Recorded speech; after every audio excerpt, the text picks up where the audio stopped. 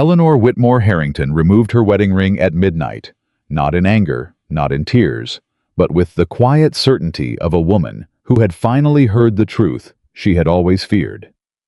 Her husband's voice drifted across the ballroom below. Eleanor was never a partner. She was simply a responsibility I accepted. The laughter that followed shattered 5 years of silence. She set the ring on the windowsill. She did not cry. She walked out the door. If this story touches your heart, subscribe, stay until the end, and drop your city in the comments below. I want to see how far Eleanor's story has traveled. The summer of 1816 sat heavy over Virginia like a wool blanket pressed against bare skin. The air never cooled after sunset. The fireflies blinked lazily across the south lawn of Harrington Estate, and the sound of string instruments drifted through every open window. This was the grandest party Nathaniel Harrington had hosted in 3 years. Every family of consequence had come. The Abbotts from Charlottesville, the Flemings from Richmond, the Dunmore brothers who controlled half the shipping routes along the James River, Judge Caldwell, who had not smiled publicly since 1809. Even old widow Prescott, who claimed her gout kept her housebound, had arrived in a carriage before sundown. They had all come because an invitation from Nathaniel Harrington was not truly an invitation. It was a summons dressed in fine paper. And Eleanor had spent 6 weeks preparing for this night. She had reviewed the menus with the kitchen staff 3 times. She had ordered fresh candles from Fredericksburg because Nathaniel did not like the smell of tallow. She had inspected every tablecloth, every flower arrangement, every piece of silver, until her reflection stared back at her from every polished surface. She had chosen her gown carefully, pale ivory with a modest neckline, nothing that would draw attention away from the room she had created. Because Eleanor had learned early in her marriage that her job was to make things beautiful for other people to enjoy, not for herself. She stood near the ballroom doors that evening with a crystal glass of punch she had not tasted, watching her husband move through the crowd. The way sunlight moved through a room, everyone turned toward him, naturally, instinctively, without quite knowing why. Nathaniel Harrington was not an extraordinarily handsome man. His jaw was too sharp. His eyes were the pale gray of February sky, and they carried the same warmth. He was 34 years old, and already carried himself like a man who had decided that youth was an inefficiency he had corrected. But he had power. And in Virginia, in 1816, power was the finest feature a man could possess. Eleanor watched him laugh at something James Abbott said. She noticed how he tilted his head, how his shoulders loosened, how he looked in that moment almost like someone she might have loved freely if he had ever given her the chance. She smoothed the front of her gown and moved toward him. Not to interrupt, just to be near him. She had been near him for 5 years. She had learned to exist in the margins of his life, useful, present, invisible. She stopped about 8 feet away when she heard the question. It was Charles Dunmore who asked it. He was a broad man with a red face and the confidence of someone who had never been told no by anyone who mattered. "Your wife seems entirely devoted," Dunmore said, swirling his bourbon. "Every detail in this room speaks to a careful hand. Was marrying her truly your choice, Harrington? Or did circumstances guide you?" The other men chuckled. It was the kind of question men asked each other when they wanted to feel superior to the women who served them. Eleanor stood still. She told herself to walk away. She did not. Nathaniel smiled. That slight, controlled smile she had seen him aim at business rivals and difficult horses. "Choice," he said. He paused. "No. Eleanor was a responsibility." The men laughed. Not with malice exactly. That was the thing that cut deepest. They laughed the way men laugh at something ordinary, something expected, something so unremarkable it required no further comment. Because to them, it was ordinary. To them, a wife was a responsibility. A man of Nathaniel's position accepted, managed efficiently, and did not trouble himself to consider beyond that. Eleanor felt the crystal glass slip slightly in her fingers. She gripped it tighter. She stood there for 3 full seconds.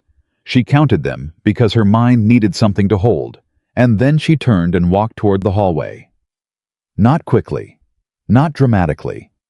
Just the steady walk of a woman who had somewhere to be. She moved up the staircase without touching the banister. Past the portraits of Harrington men who had built this estate on Virginia soil and left their wives nameless in the historical record. Past the hall table where she placed fresh flowers every Monday morning, larkspur and white clover, because Nathaniel said cut flowers were a waste, but she did it anyway because the house needed something alive in it. She opened the door to her room. She sat down at her dressing table. She looked at herself in the mirror for a long time. Eleanor Whitmore Harrington, 24 years old, daughter of Robert Whitmore, who had once owned 40 acres and a reputation for honest dealing before debt took both. Daughter of Catherine Whitmore, who had died in the winter of 1809, telling Eleanor that a good woman's greatest virtue was patience. Eleanor had been patient. She had been patient when Nathaniel came to her father's house in the spring of 1811 and proposed with the directness of a business negotiation. Her father's land adjoined his in the south corner, and consolidating it made practical sense. Nathaniel had said so plainly. He did not dress it in poetry.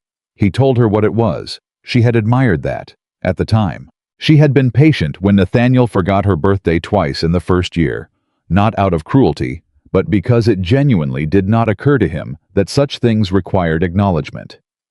She had been patient when his mother, Margaret Harrington, told her in the third month of marriage, "You are a sensible girl, Eleanor. Nathaniel does not need warmth. He needs competence. Focus on what you can provide." She had been patient when she sat across from him at dinner for 5 years and ran out of things to say because he did not ask questions, and she had grown afraid of silence. She had been patient because she believed she had truly, genuinely believed that patience was love in its earliest form. That if she waited long enough, if she proved herself useful enough, if she managed his household well enough, he would eventually turn toward her the way a plant turns toward light. Not because he was made to, but because she had earned it. She looked at her hands in the mirror. She looked at the wedding ring on her left hand. A simple gold band. No stone. Nathaniel had said stones were an unnecessary expense when the gold itself was sufficient. She thought about what he had said downstairs. Eleanor was a responsibility. She thought about her mother's voice. A good woman's greatest virtue is patience. She thought about the 5 years she had given to this house, to this man, to the idea of a marriage that looked from the outside entirely correct. And then she did something she had not done in a very long time.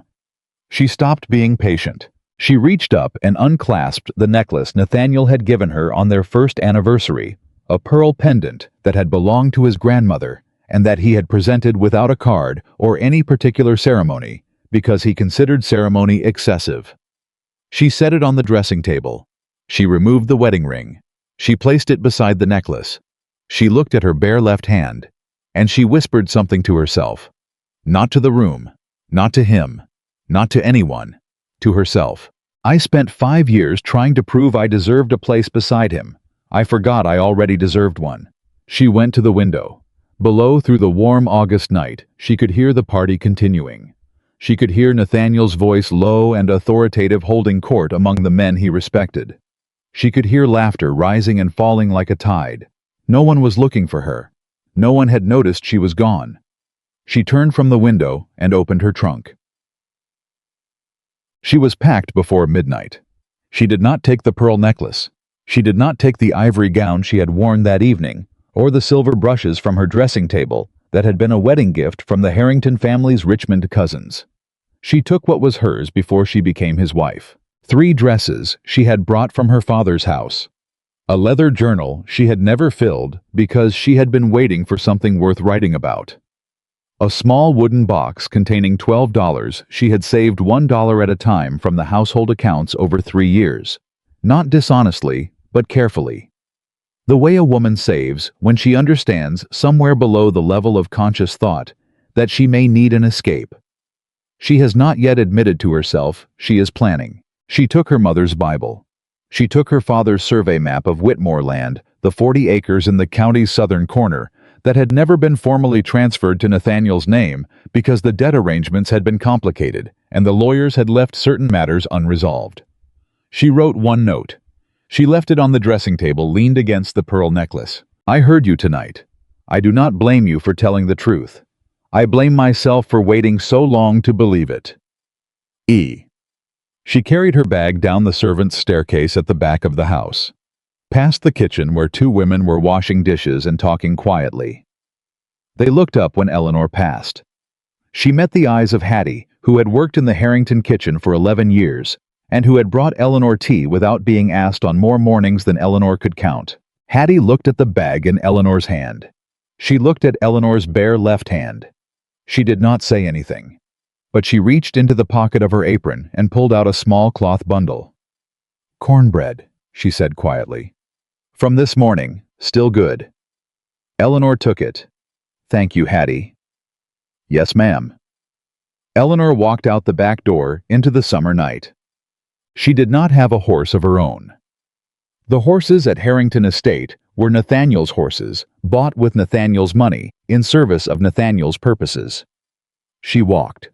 It was 4 miles south to the edge of Whitmore land, and she knew every step of it, because she had walked those paths as a child, back when 40 acres had felt like the whole world, and her father's voice had been the most authoritative thing she'd ever heard. She arrived at the old Whitmore farmhouse just before 2 in the morning. It was not abandoned exactly. She had never quite thought of it that way, but it had not been lived in since her father died. The roof held, the walls held. The fireplace would need cleaning before it was safe to use. She set her bag down inside the door. She sat on the floor in the dark because there was no furniture left, and for the first time since she had stood in that ballroom and heard herself described as a responsibility, she cried. She cried hard and without restraint, the way she had not allowed herself to cry in 5 years of marriage, because crying in Nathaniel Harrington's house had always felt like evidence of a weakness she could not afford to show. She cried for her mother, who had told her patience was virtue and had not lived long enough to see where that advice led. She cried for her father, who had loved her freely and died owing money he could not repay. She cried for the girl she had been in 1811, standing in a parlor wearing her best dress, telling herself that practical was the same as promising. She cried until she ran out of tears. Then she wiped her face with the back of her hand. She opened the cloth bundle Hattie had given her. She ate the cornbread in the dark, and she thought about what came next. What came next arrived with morning. Dawn broke gray and soft over the south fields, and Eleanor stood at the open doorway of her father's house and looked at the 40 acres that had never fully become Nathaniel's. They were overgrown. The east field had been left fallow for 3 years. The fencing along the road had collapsed in 2 places. The small barn at the property's edge had a damaged wall on the north side where a tree had fallen the previous winter. But the land was there, solid, real. Hers in some way that she did not yet fully understand, but felt with complete certainty. She went to the well first. The rope was old but held. The water was cold and clean. She drank until the tightness in her chest eased. Then she went inside and started cleaning. Because Eleanor Whitmore Harrington had no furniture, no hired help, no connections in this southern corner of the county, and $12 to her name. But she had always known how to begin. By the second morning, word had begun to spread. It moved the way all county news moved in 1816, person to person at the general store at the church steps after Sunday service over fences between neighboring farms. Eleanor Harrington has left. The reactions varied. Some were shocked. Eleanor had always seemed so settled, so competent, so thoroughly woven into the fabric of Harrington Estate, that her absence was like a suddenly missing wall. The structure still stood, but the wind came through differently now. Some were not shocked at all. The women particularly exchanged glances and said nothing, which was its own kind of speech. And some, the ones who knew Nathaniel Harrington's social habits and had stood near enough to him at enough gatherings, understood immediately what must have happened and felt something complicated about it. Nathaniel discovered the note at 6 in the morning. He had not gone to bed until nearly 3, and he had slept well because the party had been a success, and his accounts were in order, and he had no particular reason to sleep otherwise. He found her room empty, the pearl necklace on the dressing table, the wedding ring beside it. The note leaned against them. He read it twice. The second time slowly. "I heard you tonight. I do not blame you for telling the truth. I blame myself for waiting so long to believe it. E. He stood very still. He was not a man who panicked. He was not a man who allowed his face to show what he was thinking. These were qualities he had cultivated deliberately because in Virginia, in 1816, a man who controlled his expressions controlled his room. But his hands, he could not entirely control in that first moment. He set the note down. He went downstairs. He sent 2 men to the Whitmore property before breakfast. They came back within the hour. "She's there, sir," said Thomas, who had been with the estate for 12 years, and who chose his words with the care of a man who understood what words cost. "At the old Whitmore farmhouse. She appears to be cleaning, sir." "Cleaning?" "Yes, sir." "Is she injured?" "No, sir. She appeared—" Thomas paused. "She appeared quite purposeful, sir." Nathaniel nodded slowly. "Tell no one," he said. "Yes, sir." He went to his study. He stood at the window that faced south in the direction of land he could not quite see from this distance. He thought about going after her himself. He thought about sending a message. He thought about what she had written. "I blame myself for waiting so long to believe it." He turned away from the window. He sat down at his desk. He pulled forward the ledger he had been reviewing before the party. He told himself she would come back. Women in her position always came back. There was nowhere else to go. I was wrong about that. But it would take him considerably longer to understand exactly how wrong, and by the time he did, the cost of his misunderstanding would be far larger than he had imagined possible on the morning he sat down at his ledger and told himself she had nowhere to go. 2 weeks after Eleanor walked out of the Harrington estate, Samuel Reed arrived in the county. He was 30 years old. A physician trained in Philadelphia with steady hands and an unhurried manner that put frightened people immediately at ease. He had come south on the recommendation of a colleague who had told him the county needed a proper doctor and that the land was good if he wanted to settle. He found lodging at the inn in town. On his 3rd day, he rode south to see the outlying farms. He came across Eleanor entirely by accident. She was in the east field of the Whitmore property in the full heat of midday, working alongside 2 men she had hired from the county road migrants, both of them, who had come looking for work and found an unlikely employer. She was directing them with a hand-drawn map she had sketched from her father's survey, explaining where the drainage problem was that had made the east field unproductive for 3 years. Samuel reined his horse. He watched for a moment. "Ma'am," he said when she noticed him. He touched his hat. "I apologize for the interruption. I'm Dr. Samuel Reed. I've just come to the county. I was told the Whitmore property had been vacant. I didn't expect to find it occupied." Eleanor straightened. She was dusty, and her sleeves were rolled to the elbow in a manner that would have horrified Margaret Harrington. "It's occupied," Eleanor said. "I'm Eleanor Whitmore." She used her maiden name without quite deciding to. "Can I help you, doctor?" "No, ma'am. I think from what I can see that you're doing considerably better than I could help with." He said it simply, not as a compliment designed to please her, as an observation. "I was looking for the Collins farm. I've a patient there." She pointed him in the right direction. He thanked her. He rode on.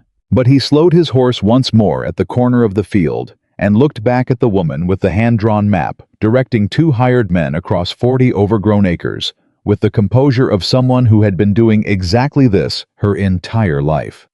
He filed that image away. 3 weeks after Eleanor left, the Harrington household had already begun to show the cracks. It was not dramatic. It was incremental. The way a wall begins to fail, not all at once, but in small places where the weight has been accumulating unseen. Dinner was served late twice in 1 week because Eleanor had always set the kitchen schedule, and no one had thought to ask her what the schedule actually was. The household accounts fell into disarray. Nathaniel discovered for the first time that his wife had been managing 4 separate ledgers: household supplies, servant, wages, property, maintenance, and a running account with the tradesmen in town, and that all 4 of them were now unattended. 2 servants gave notice within 10 days, citing no particular reason, because servants did not explain themselves to men like Nathaniel Harrington. His mother Margaret arrived on a Tuesday. She sat across from him in his study, with her back perfectly straight and her expression carefully composed, and she said, "You need to bring her back, Nathaniel." "The situation is temporary," he said.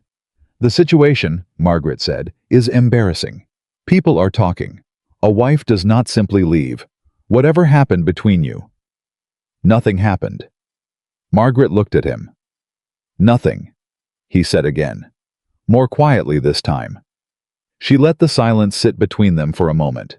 "The Fleming dinner is in 3 weeks," she said finally. "You cannot attend without a wife. Not and maintain the standing you have in this county." She paused. "Whatever she requires from you, give it to her." "She does not require anything. She is being what?" He did not finish the sentence. He wasn't sure what word he wanted. Stubborn, he had been about to say. But somewhere between the thought and the saying of it, the word had rearranged itself into something that didn't fit. Because Eleanor had never been stubborn. In 5 years of marriage, she had been accommodating to a degree that he had accepted as simply her nature, the way she had been made. She had never argued, never demanded, never withdrawn herself from the rooms of his house the way she was withdrawing herself now. He had thought of that accommodation as a quality. He was beginning to wonder if he had misunderstood it entirely. "I will handle it," he told his mother.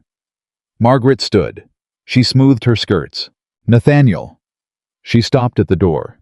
She did not turn around. "When your father was building this estate, I managed everything your grandfather left in disarray. I did the accounts. I renegotiated with the creditors. I kept every servant from leaving when there was no money to pay them. Your father never told anyone that." She paused. "He was not a cruel man. He simply never thought to mention it." She opened the door. "Think about what that cost him, what it cost both of us, and then decide what you want your marriage to be." She left. Nathaniel sat alone in his study. He looked at the ledger in front of him. Then he looked at the 4 untouched account books Eleanor had left stacked neatly on the corner of his desk before she departed. He had not noticed them for 2 weeks. He had worked around them. He opened the first one, and for the first time in 5 years of marriage, he began to read what his wife had actually been doing with her days. He read for 3 hours. He didn't move from his desk. He went through all 4 ledgers. The entries were clean, precise, written in Eleanor's careful hand. She had tracked every expenditure, negotiated down 3 recurring supply contracts, identified a pattern of overcharging from the Richmond grain merchant, and quietly shifted the account to a Fredericksburg supplier, saving what amounted to nearly $60 over 2 years without ever mentioning it to him. She had kept a running record of every maintenance issue on the property, with notes about which needed immediate attention and which could wait. She had flagged the north barn roof 18 months ago. He had not acted on it. The barn had needed emergency repair in the spring at 3 times the cost of the preventive work she had recommended. She had negotiated with the tenants on the east parcels, without his knowledge, extending lease terms in exchange for labor commitments that had kept 3 families on the land who had been considering leaving. He had not known about any of it. Not because she had hidden it, because he had never asked. He sat back in his chair. He thought about the note she had left. "I blame myself for waiting so long to believe it." He thought about Charles Dunmore's question. Was marrying her truly your choice? He thought about his own answer. Eleanor was a responsibility. He thought about the 4 ledgers in front of him. About $60 quietly saved. About tenants persuaded to stay. About a roof he hadn't noticed until it was already failing. He thought about what Thomas had said. "She appeared quite purposeful, sir." He closed the ledgers carefully one by one. He stood up. He walked to the window. He looked south. He stayed there for a long time. Chete. That evening, he rode out himself. He did not send Thomas. He did not send a message ahead. He rode south alone in the late summer light along the road that ran beside the fields he knew as well as his own hands. He arrived at the Whitmore property as the sun was dropping toward the tree line. The east field looked different from what he remembered. He could not have said precisely how the crops themselves were sparse, the land still clearly in early recovery. But there was something ordered about it, something intentional. Where before there had been overgrown chaos, there were now visible lines of work, decisions made, direction imposed on disorder. He dismounted at the gate. Eleanor came out of the farmhouse before he reached the door. She had clearly been working. Her hair was pinned back loosely. She had changed from her morning work dress, but not yet to anything formal. She looked nothing like Mrs. Nathaniel Harrington of the Harrington estate. She looked, he noticed this with something he could not immediately name, more like herself than he had ever seen her. "Nathaniel," she said. "Eleanor." She did not invite him inside. She stood in the doorway with her arms crossed, not defensively, but in the way of a person who is very tired and has no energy left for performances. "I came to ask you to come home," he said. "I am home," she said. He looked at the farmhouse, the damaged wall on the north side, the overgrown yard, the single lamp burning in the window. "This is not—" "Nathaniel." Her voice was quiet. "Whatever you came to say, if you came to say what your mother told you to say, or what the county expects you to say, I would rather you save both of us the time." He stopped. He looked at her. In 5 years, he was not certain Eleanor had ever interrupted him. "I read the ledgers," he said finally. She was quiet. "All 4 of them," he said. "The grain contract, the tenant arrangements, the north barn." He stopped, started again. "I didn't know. I know you didn't." "Why didn't you tell me?" She looked at him for a long moment. "I tried," she said quietly. "Twice in the first year. You were busy. The third time I stopped trying." She paused. "You had made it clear enough that the household was my domain and the estate was yours, and that those 2 things did not overlap." "I didn't—" He stopped himself. Because he had. Not in those words, but in practice, in the way he had turned from her at dinner when she began to speak about the farm accounts, in the way he had thanked her for parties she organized, without asking how she had managed them, in the way he had accepted the smooth running of his household, the way he accepted sunrise as something that happened reliable and unremarkable, requiring nothing from him. "I was wrong," he said. She looked at him. "About the ledgers?" she asked. "About—" He stopped. The words were unfamiliar in his mouth. He was a man who strategized and negotiated and planned, but he was not a man who confessed. "About a great deal of it." She nodded slowly. "I appreciate you saying so," she said. She began to step back inside. "Eleanor." She stopped. "I am not asking you to come back tonight," he said. He heard the words come out of him and recognized them as the most carefully honest thing he had said in years. "I am asking—" He stopped. "I would like to speak with you again, if you will allow it." She looked at him across the 6 feet of yard between them. She looked like someone measuring the weight of something. "You may come again," she said finally. "If you come to talk, not to negotiate." "There is a difference." "Yes," she said. "There is." She went inside. He stood at the gate for a moment. Then he mounted his horse and rode north through the long summer evening back toward the estate that felt for the first time he could remember larger than it needed to be. He did not sleep well that night. He lay awake thinking about a great many things. About his mother's voice. About 4 ledgers. About the woman who had interrupted him. About the 12 years between his age and hers. About the girl who had stood in her father's parlor in 1811 and said yes to a man who had offered her a house and a name and no particular promise of anything beyond that. He thought about the party. He thought about Dunmore's laugh. He thought about what it had cost to answer that question the way he had answered it. Not to him. To her. He rolled onto his side and looked at the window. The night was warm and still, the way Virginia summers were relentless even after dark, offering no relief. He thought about a woman packing a bag alone at midnight. Walking 4 miles in the dark. Arriving at a cold farmhouse with $12 and a leather journal she had never filled. Starting to clean before dawn. He thought about Thomas's words. "She appeared quite purposeful, sir." He stared at the ceiling. He thought purposeful. He thought she always was. And then, with the particular and painful clarity that arrives in the small hours of the night when there is nothing left to distract from it, He thought I never looked. Eleanor did not sleep past dawn. She never had, even in the Harrington house, even on mornings when there was no particular reason to rise early. Her body had been trained by years of managing a household that required her presence before anyone else was awake. And now that the household was 40 overgrown acres and a farmhouse with no furniture, the habit remained. She rose before the sun and started a fire in the kitchen hearth. While the water heated, she opened her father's survey map on the floor. There was no table yet, and studied the drainage lines she had marked the evening before. The East Field's problem was not the soil. She had walked every row of it twice now, and the soil was good, dark, and deep, the way Virginia farmland was when it had been properly rested. The problem was water. A ditch along the southern edge had silted up sometime in the 3 years the property sat empty, and the standing water had discouraged anyone from attempting the field. Clear the ditch. Drain the field. The rest would follow. She knew this. She had watched her father manage this land for the first 18 years of her life, and she had paid attention in a way her father had not realized, because no one expected a girl to be paying attention to drainage problems. That had been their mistake. She poured her coffee, sat on the floor beside the map, and made a list of what she needed and what it would cost and what she could not yet afford and what she would do about that.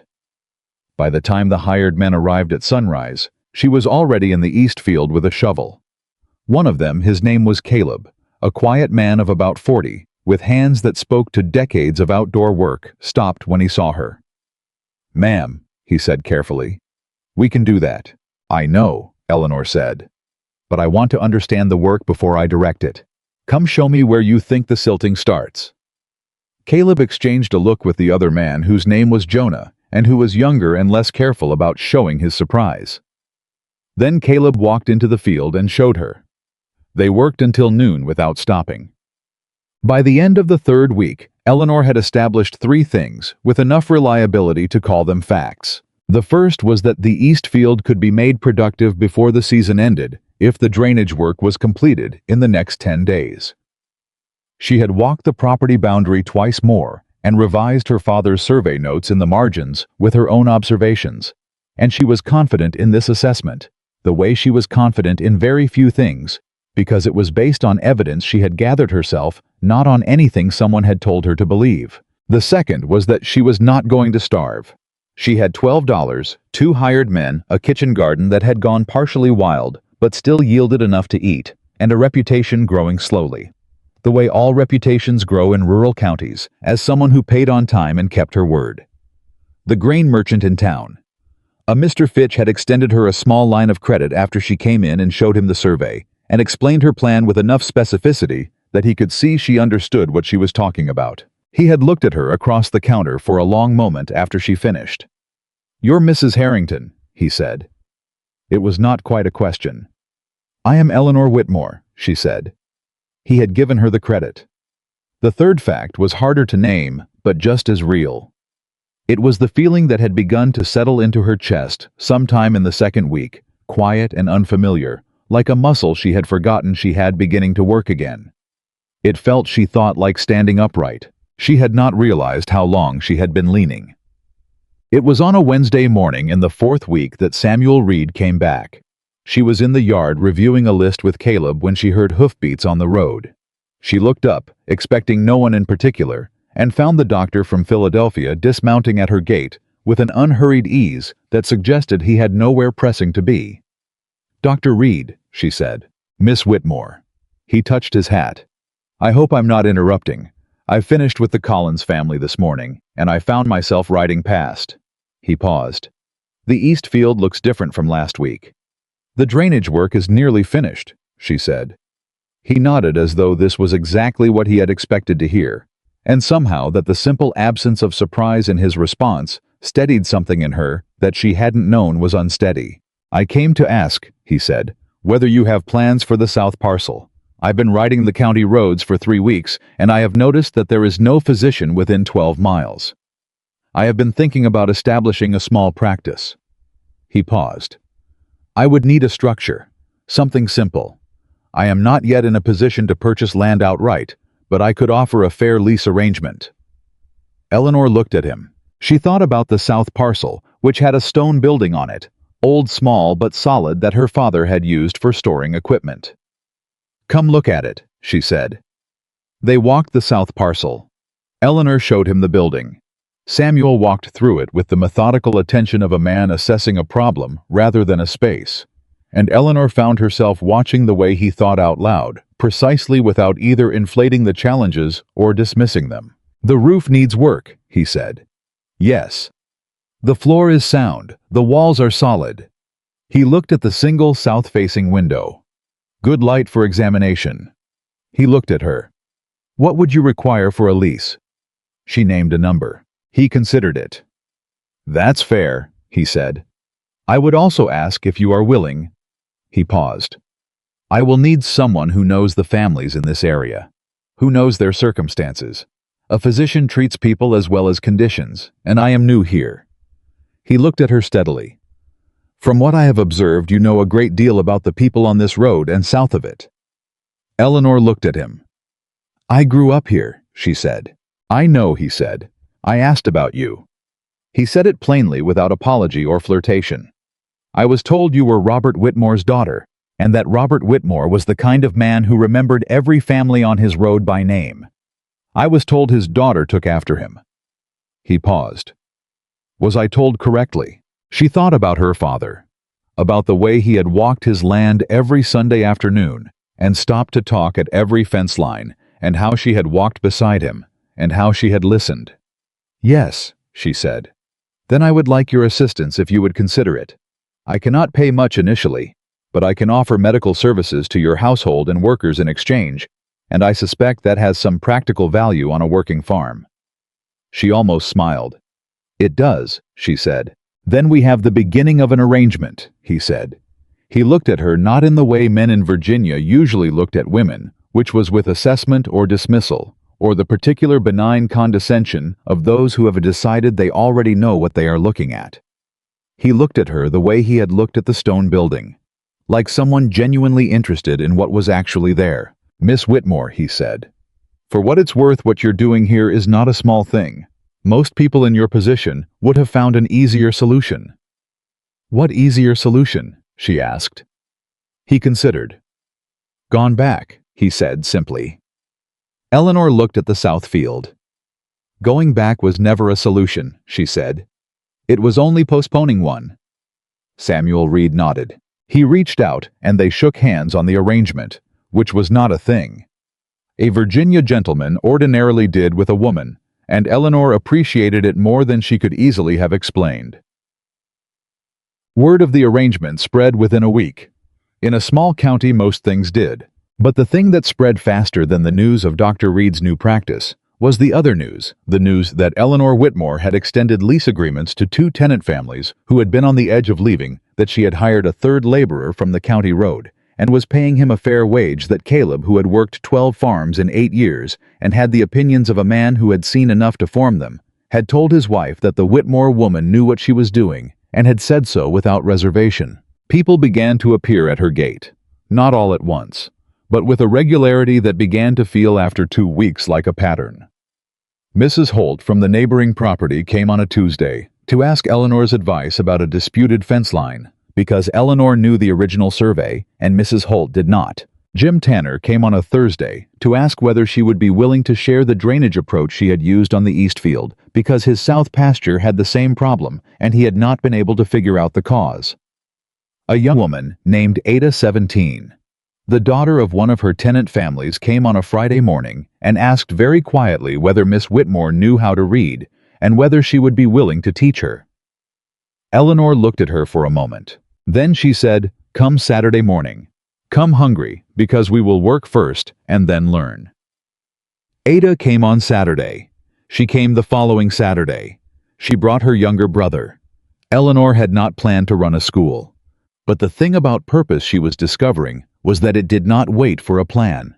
It simply presented itself in the form of people who needed something you happened to have. Nathaniel came back on the 1st of September. He came on a Wednesday this time, mid-morning, when Eleanor was in the yard reviewing a contract she had been asked to look over for Mrs. Holt. He appeared at the gate on his gray horse, and she looked up before he spoke, the way she had always been aware of him, even when she didn't want to be. She set down the contract. He dismounted. He came through the gate without asking which was habit, but he stopped before he had gone more than 3 feet. "You have people here," he said. Caleb was visible at the corner of the barn. Jonah and a third man were working near the east field gate. Ada was visible through the farmhouse window, bent over something at the kitchen table. "I have workers and students," Eleanor said. "Yes."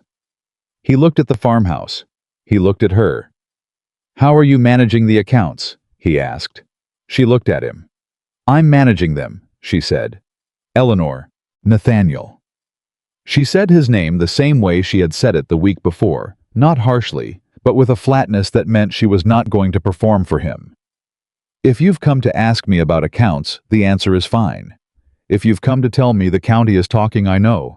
If you've come because your mother sent you again." "She didn't send me this time." Eleanor paused. "Then why are you here?" Howe was quiet for a moment. He looked at the east field. She could see him taking inventory of it the way a man who managed land always did, reflexively reading the state of a property the way other people read faces. "The drainage work," he said. "That's well done." "I know," she said. "Caleb did the labor. I designed the approach. I can see that." He paused. "It's the same problem I had on my north parcel 4 years ago. I spent 3 times what this would have cost, because I brought in someone from Richmond who didn't understand the local soil." Eleanor said nothing. He looked at her.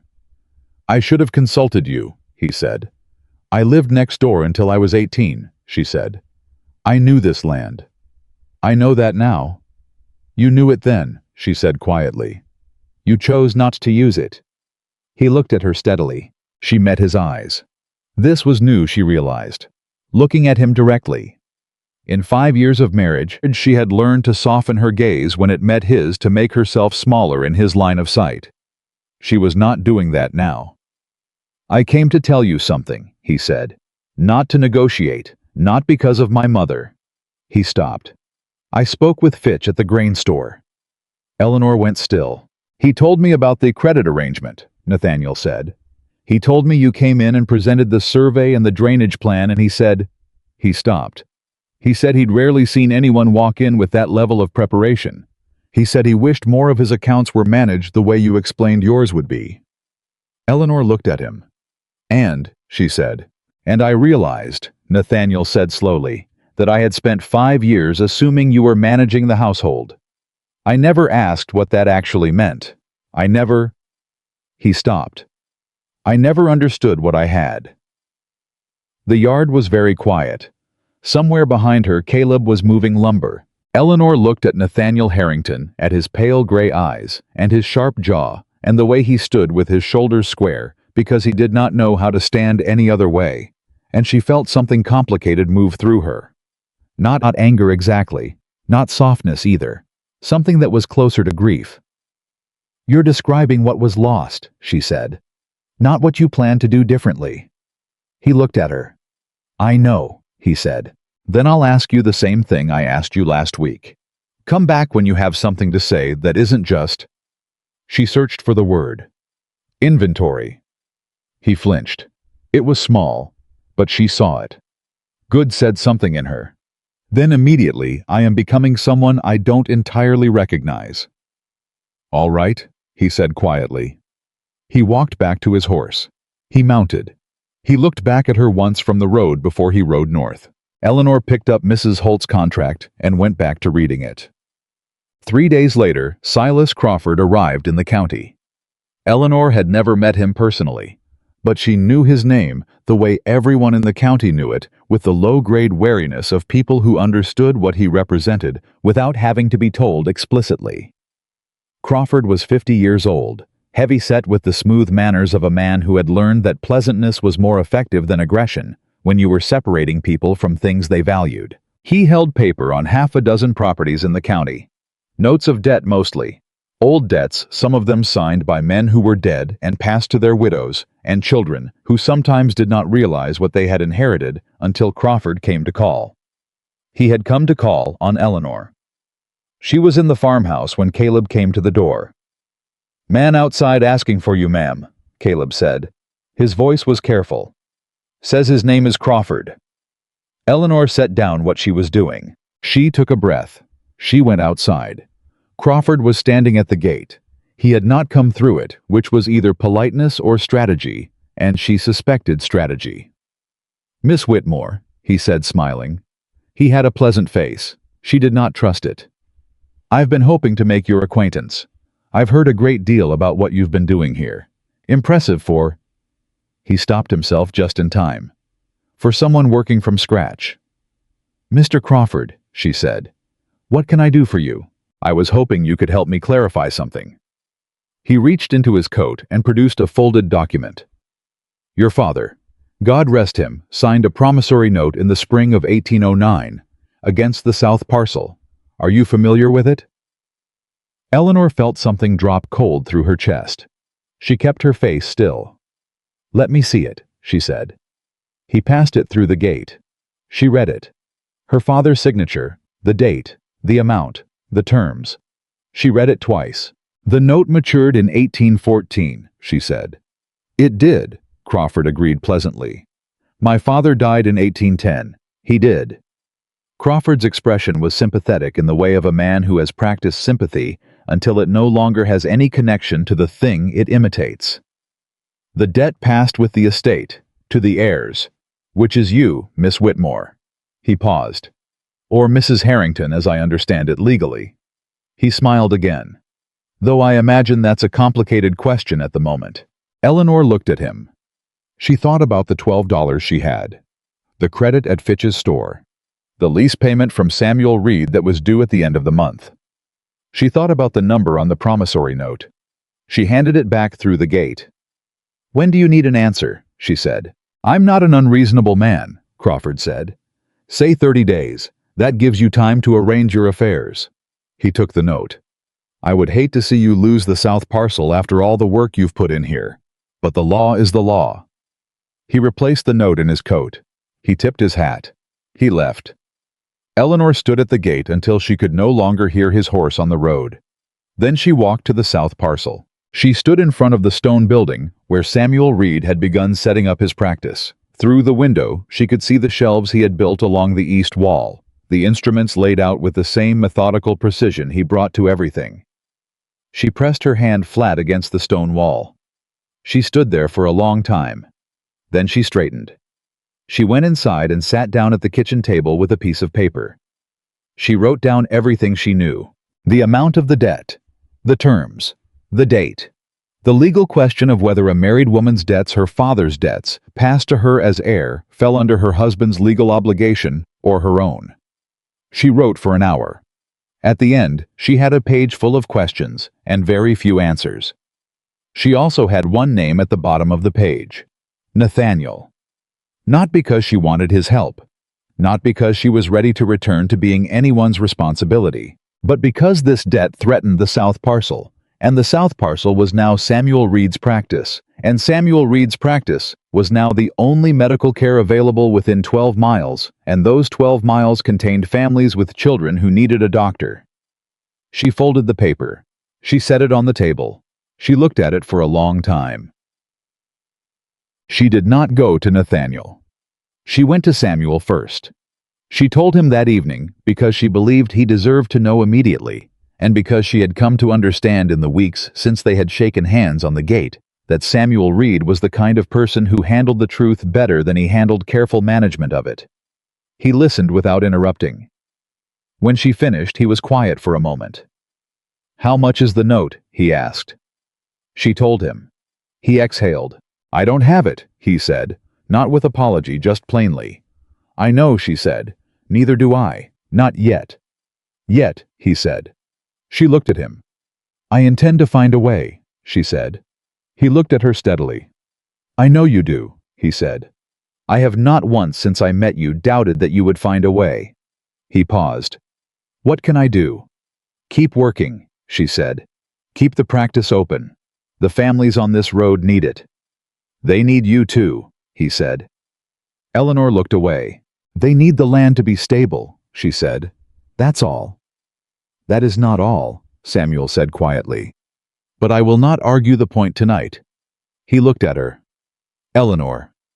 He used her name, not the formal address, and it was neither presumptuous nor soft.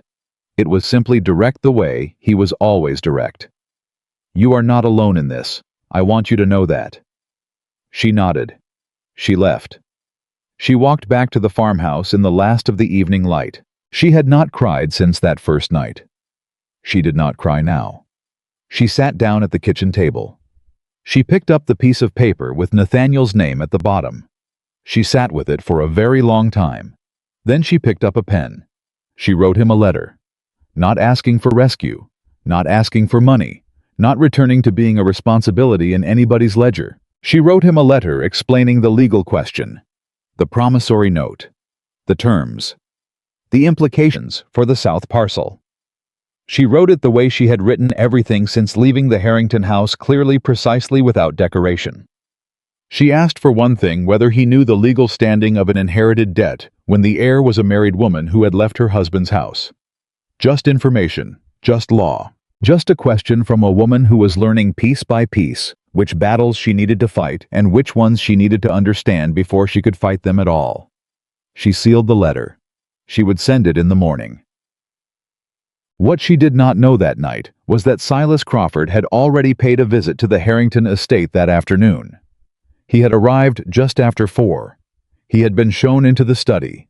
He had sat across from Nathaniel with his pleasant face and his folded documents and explained the situation with the gentle efficiency of a man delivering information he already knew would produce a specific reaction. Your wife's property, Crawford said. The South parcel. Your father-in-law's debt. I'm sure you understand how these things work. Nathaniel looked at the promissory note Crawford laid on his desk. Eleanor does not know you're here, Nathaniel said. It was not a question. I called on her this morning, Crawford said. She received the information admirably, very composed. He paused. Though I imagine she is working through the implications. What do you want? Nathaniel said. Crawford smiled. The note, he said. At face value, settled within 30 days. He paused. Or the South parcel passes to my holdings. Nathaniel looked at the number on the note. He looked at Crawford. You've been buying old debts across the county for 3 years, Nathaniel said. How many of these conversations are you having at the moment? Crawford's smile did not change. I have several open accounts, he said pleasantly. I am simply settling them in order. In order, Nathaniel said. Or in sequence, targeting the ones where the heir is least positioned to resist. Crawford looked at him.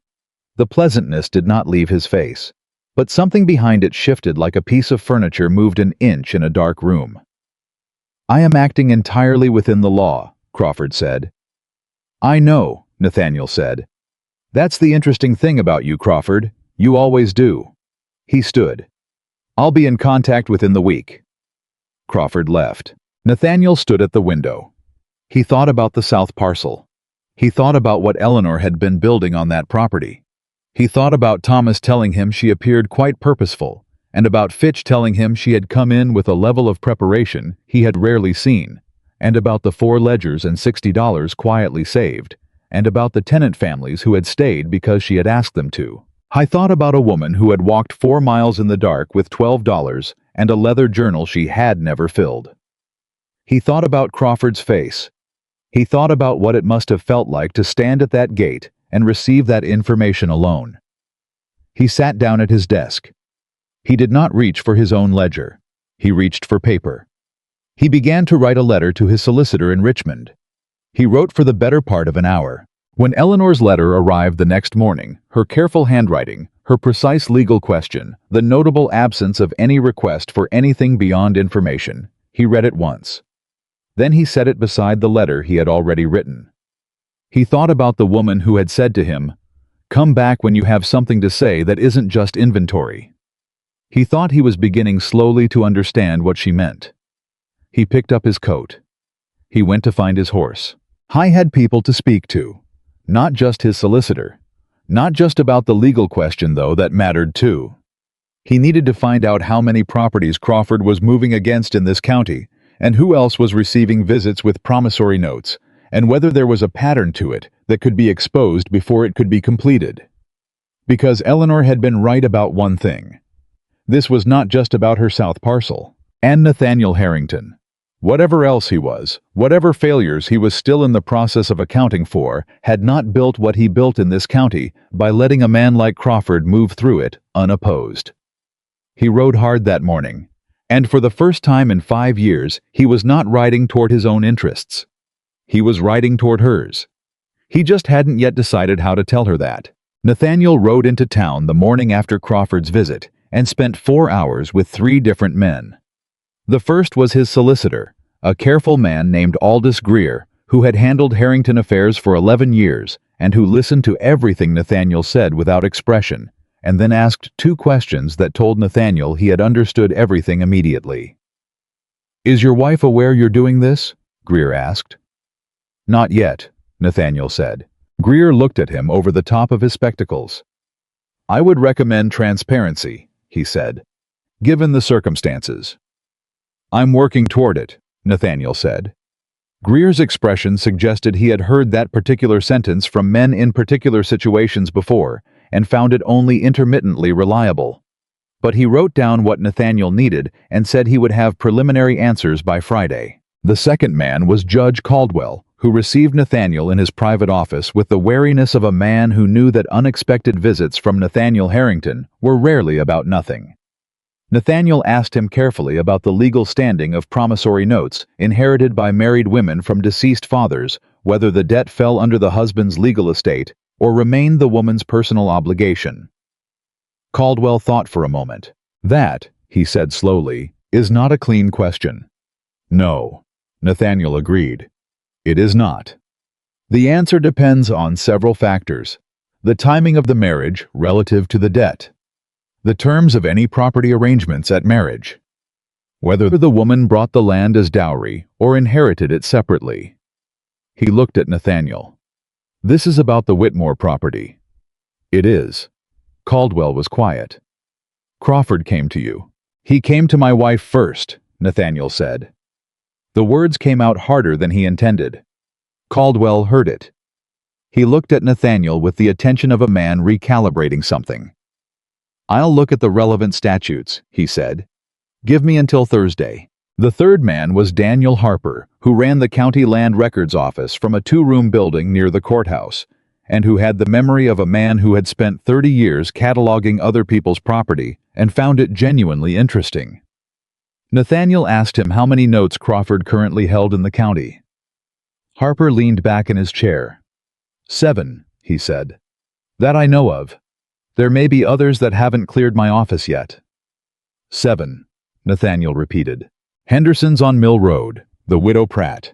Old Sutton's estate his son doesn't know yet, I'd wager. The Keller family on the north side." Harper ticked them off on his fingers. "And 3 others I'd have to pull from the records." He looked at Nathaniel. "You want those names?" "I want those names," Nathaniel said. He left Harper's office with a list. He sat on his horse outside the land records building and looked at the 7 names. He thought about Crawford's pleasant face. He thought about how long it must have taken to accumulate 7 distressed notes in a single county without anyone noticing the pattern. He thought about Eleanor standing at a gate receiving a promissory note with her face composed and her back straight because she had no other way to receive it. He folded the list and put it in his coat. He rode home faster than he had ridden out. Eleanor's letter was waiting for him when he arrived. He had already read it once. He read it again standing in the hallway with his coat still on, and this time he noticed things he had not noticed the first time. She had not asked him for help. She had asked a legal question. The distinction was deliberate, and he understood it, and it cost him something to sit with the understanding. He went to his desk. He wrote her back. Not a legal brief, not a negotiation. He told her what he had found out that morning, the 7 names, the pattern. The fact that Crawford was not settling isolated debts, but systematically acquiring leverage across the county. He told her that Judge Caldwell was reviewing the legal question. He told her that Aldous Greer believed there was a case to be made that the debt did not transfer cleanly to a married heir when the property in question had not been formally conveyed as dowry. He wrote it all out clearly, the way she had written to him without decoration. Then he stopped. He looked at what he had written. He picked up the pen again and wrote one more sentence at the bottom. I am not doing this because it is my legal obligation. I am doing it because it is right, and because I owe you more than legal obligation has ever covered. He sealed the letter. He sent Thomas with it immediately before he could think too carefully about the last sentence. Done. Eleanor read the letter standing at the kitchen table. She read it twice. She set it down. Caleb was visible through the window working near the east field. Ada was in the corner of the kitchen copying letters from the primer Eleanor had found in her father's things. The farmhouse smelled like coffee and wood smoke and the particular damp earth smell that came in through the south window when the wind was right. Eleanor read the last sentence a third time. I owe you more than legal obligation has ever covered. She folded the letter. She pressed it flat against the table for a moment with both hands. Then she looked at Ada. That's a good A, she said. Your pen pressure is too heavy on the downstroke. Lighten it. Ada adjusted her grip. Eleanor picked up her coffee and went to the door. She stood there looking at the east field. She thought about Nathaniel riding into town before sunrise to ask questions on her behalf. She thought about the 7 names on Crawford's list. She thought about the Henderson family on Mill Road, who had 4 children and a cow and a fence that needed mending, and the widow Pratt, who was 73 years old and had lived on her land since before Virginia was what it was now. She thought about how a man with Crawford's patience could buy a county out from under itself piece by piece, and no single person would see the whole picture until it was already complete. She thought about how she had seen it. In Crawford's face. In the timing of his visit. In the careful pleasantness of a man who had done this many times before. She went back inside. She sat down. She wrote back to Nathaniel. She thanked him for the information. She told him about the Henderson family and the widow Pratt, that she knew both of them, that she had grown up on roads near theirs, that if Crawford's notes on their properties were similar in structure to her father's, there might be a common argument to be made. Then she wrote, You said you owe me more than legal obligation has covered. I am not keeping a ledger, Nathaniel. I gave up on that kind of accounting a long time ago. What I want to know is simpler than that. When you stand in front of Crawford, and I think you intend to, will you be standing there for the county, or for the Harrington name, or for something else? She sealed it. She sent Jonah with it. She went back to work. Nathaniel received the letter at 3 in the afternoon. He read it once. He sat with the last question for a long time. For the county, or for the Harrington name, or for something else. He thought about the answer. He thought about it with more honesty than he had applied to most questions in recent memory. He picked up his pen. He wrote something else. He did not elaborate. He thought the 2 words were enough, and that anything he added would make them less true rather than more. He sent Thomas back with it immediately. Thomas arrived at the Whitmore property just as Samuel Reed was leaving. Eleanor was at the gate, talking to Samuel, who had come to tell her that 3 families had appeared at his practice that day. 2 of them from the north side of the county, farther than his usual patients came, and that one of them had mentioned in passing that they had heard about his practice through Mrs. Holt, who had heard about it through Caleb, who had apparently been telling anyone who would listen that Dr. Reed was the best physician he had encountered, and that Miss Whitmore's south parcel was the reason the county had one at all. Word is moving, Samuel said. Word always moves, Eleanor said. It's moving in a particular direction, he said. People are coming here, Eleanor, not to the Harrington estate, here. She was quiet. I'm not certain how I feel about that, she said. I think you should feel exactly as you feel, he said, without editing it. Thomas arrived at the gate then, and Eleanor excused herself and took the letter. She read it standing at the gate. Something else. She folded it. She looked up. Samuel was watching her with the attentive stillness of a man who had learned that people revealed more when they were not aware of being watched. She was aware of being watched. She didn't mind. He said 2 words, she said. Were they the right 2 words? She looked at the letter in her hand. I don't know yet, she said honestly, but they were the true ones. Samuel nodded. That's generally a better starting place, he said. He touched his hat and rode south.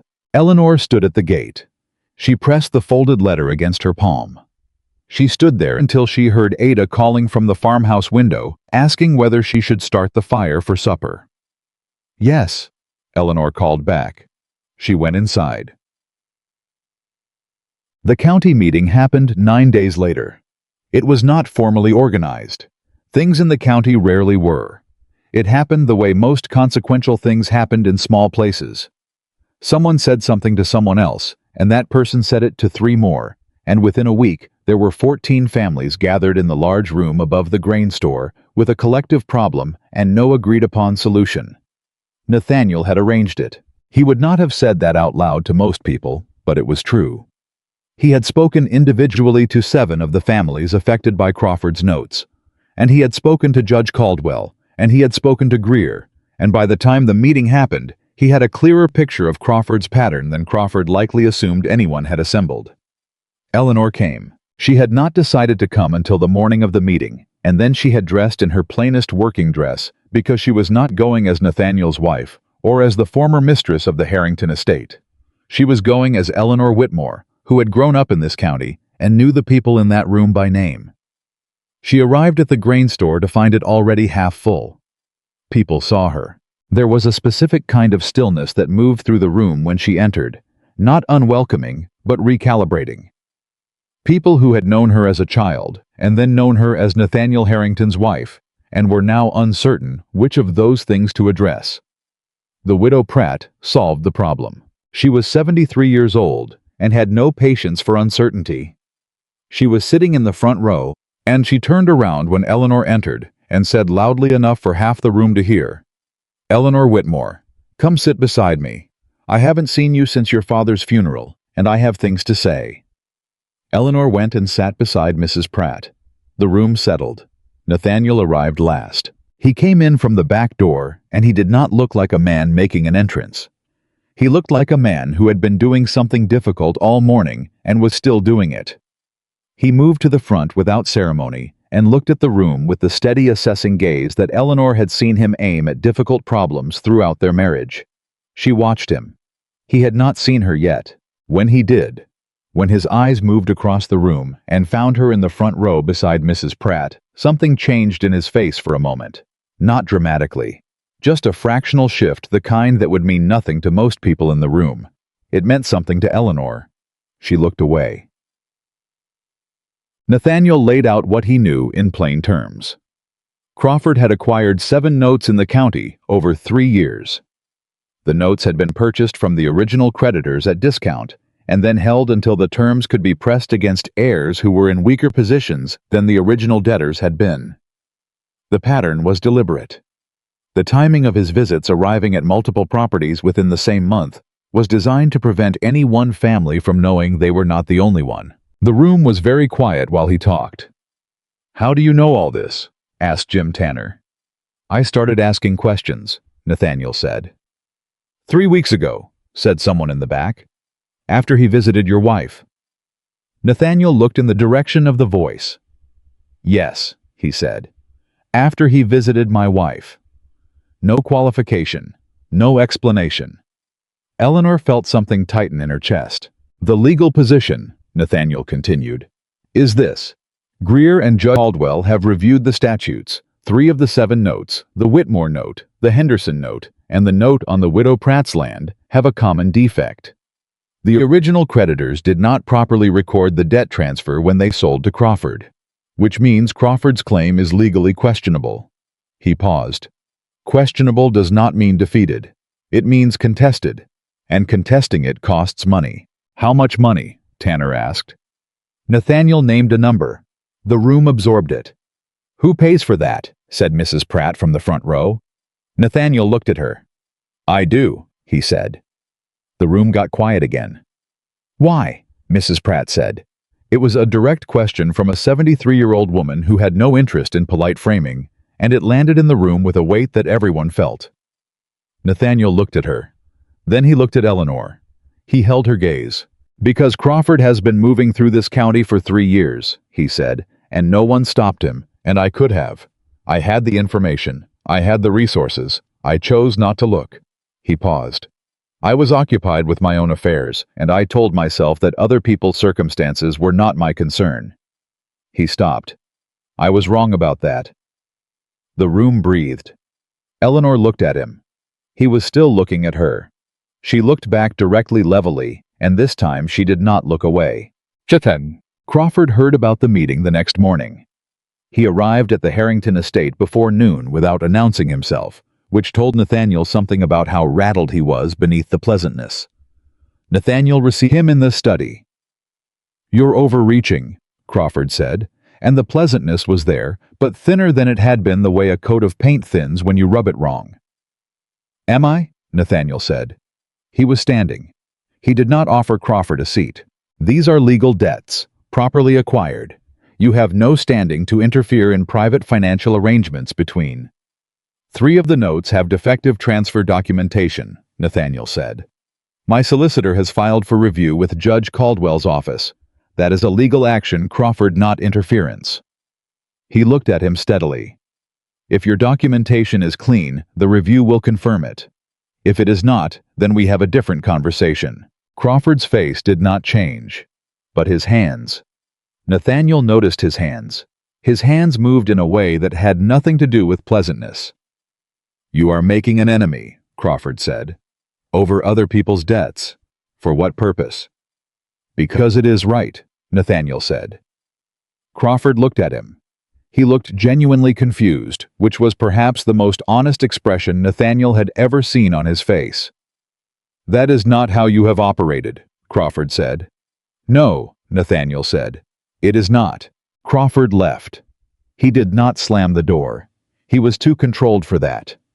But he left without his pleasantness fully restored, and Nathaniel stood at the window and watched him go, and felt something that was not satisfaction exactly. It was something quieter than satisfaction. It was the feeling of a man who has made a decision that cannot be taken back, and is only now understanding what it will cost him. He rode to the Whitmore property that afternoon. Eleanor was in the yard. She was talking to Caleb, but she looked up when he came through the gate, and whatever she read in his face, whatever it was that he couldn't fully control, made her say something quietly to Caleb, who nodded and walked toward the east field. Nathaniel stopped in front of her. "Crawford came to me this morning," he said. "I expected he would," she said. "I told him about the legal review." He paused. "He will make things difficult, not just with the notes. He will make things difficult generally with suppliers with the county connections he has built. He can cause problems for the Harrington estate in the short term." Eleanor looked at him steadily. "You knew that before the meeting," she said. "Yes." "And you did it anyway?" "Yes." She was quiet for a moment. "Why did you look at me?" she said. When Mrs. Pratt asked why, he held her gaze. "Because you were the reason," he said. "And I thought you should hear it when I said it, not second-hand." Eleanor pressed her lips together. She looked away. She looked back. "I am not—" She stopped, started again. "I am not going to tell you that what happened at the meeting absolves what happened before it. Those are separate things." "I know," he said. "But She stopped again. This was harder than she had expected. She had spent weeks building something here, not just the land, not just the drainage work and the lease arrangement, and Ada's reading lessons, and the slow tidal movement of people coming to her gate with questions. She had built something in herself. A particular kind of standing. The standing of a woman who did not need anyone's approval to know her own value. She was not going to trade that for a moment of feeling touched by a man's belated courage. "What do you want, Nathaniel?" she said. "Not what you think I want to hear. What do you actually want?" He looked at her. "I want to deserve to stand next to you," he said. "Not as your husband legally. I know what that meant before, and I know it wasn't enough. I mean—" He stopped. "I want to be someone you would choose to have beside you, if you could choose anyone." The yard was very quiet. A bird moved in the tree at the edge of the property. "That's an honest answer," Eleanor said. "It's the only one I have." She looked at him for a long moment. "Then we start there," she said. "Not forgiveness, not return, Not a restoration of what had been before, because what had been before was not worth restoring. Just a beginning. An honest one. Built from something real instead of something obligatory. Nathaniel nodded. He didn't move toward her. He didn't reach for her hand. He stood where he was, and he accepted the terms of what she had offered, with the stillness of a man who understood what he was being given, and did not intend to mishandle it. "I should tell you," Eleanor said, "that Samuel Reed has agreed to provide testimony to Greer about Crawford's visit to this property. He was present during the conversation. He heard Crawford's language about the 30-day timeline, and the implication of what would happen if I didn't comply." "That will help the legal case," Nathaniel said. "I know," Eleanor said. "He offered before I asked." Nathaniel looked at her. She looked back at him without apology. "He is a good man," she said. "He has been," she searched for the word. "He has been an honest presence here, at a time when I needed honest people around me." "I'm glad you had that," Nathaniel said. And he meant it. He could feel that he meant it, and that surprised him a little, that he could look at the existence of a man in Eleanor's life who had seen her value clearly and treated her accordingly, and feel something other than the sharp territorial thing he might have expected. What he felt instead was closer to gratitude. And beneath the gratitude, something more complicated. The recognition that if she had been treated the way Samuel Reed treated her from the beginning, he would not be standing in her yard having this conversation at all. "There is something else you should know," Eleanor said. "Tell me." "Ada's father came to me yesterday. He has a note with Crawford as well." "I didn't know. He didn't tell me for 3 weeks because he was afraid I would—" She paused. "He said he was afraid telling me would make things worse, that I had enough to manage." She looked at Nathaniel. He thought my problems were bigger than his, and he didn't want to add weight. Nathaniel was quiet. "8 notes," he said. "8, Eleanor said. He exhaled. "Does Greer know?" "I sent him a letter this morning." He nodded. He looked at the east field. "The drainage work," he said. "It's holding completely," she said. "I looked at it when I rode in. The approach—" He stopped. "It's better than what I did on the north parcel. I want you to know that." Eleanor almost smiled. Not quite, but almost. "I know," she said. The legal review took 11 days. During those 11 days, 3 things happened that no one had entirely predicted. The first was that the Henderson family, motivated partly by Nathaniel's intervention and partly by the community weight of the county meeting, refused to comply with Crawford's 30-day notice and formally filed a dispute with Judge Caldwell's office. Their note was one of the 3 with defective transfer documentation, and their dispute gave the review a second plaintiff. The second was that Mrs. Pratt received a second visit from Crawford, in which he suggested with careful language that stopped just short of explicit threat that disputing the note would not serve her interests. Mrs. Pratt, who was 73 years old and had outlived 2 husbands, a drought and a war, told him to leave her property and did not use polite language in the telling. 3 of her neighbors heard it. By the following morning, half the county had heard it secondhand, and the particular quality of Mrs. Pratt's resistance, so clear, so unafraid, so absolutely without deference, had done something to the county's collective nerve that Nathaniel's more measured approach perhaps could not have done alone. People were not afraid of Silas Crawford anymore. Or rather, they were still afraid. But they were more afraid of letting him win. The third thing that happened was that Samuel Reed treated 2 of Ada's younger siblings for fever during the review period, staying through the night, on the second night when the younger child's condition worsened and was still there at dawn when the fever finally broke. Ada told Eleanor about it. Eleanor went to the stone building on the south parcel. Samuel was washing instruments.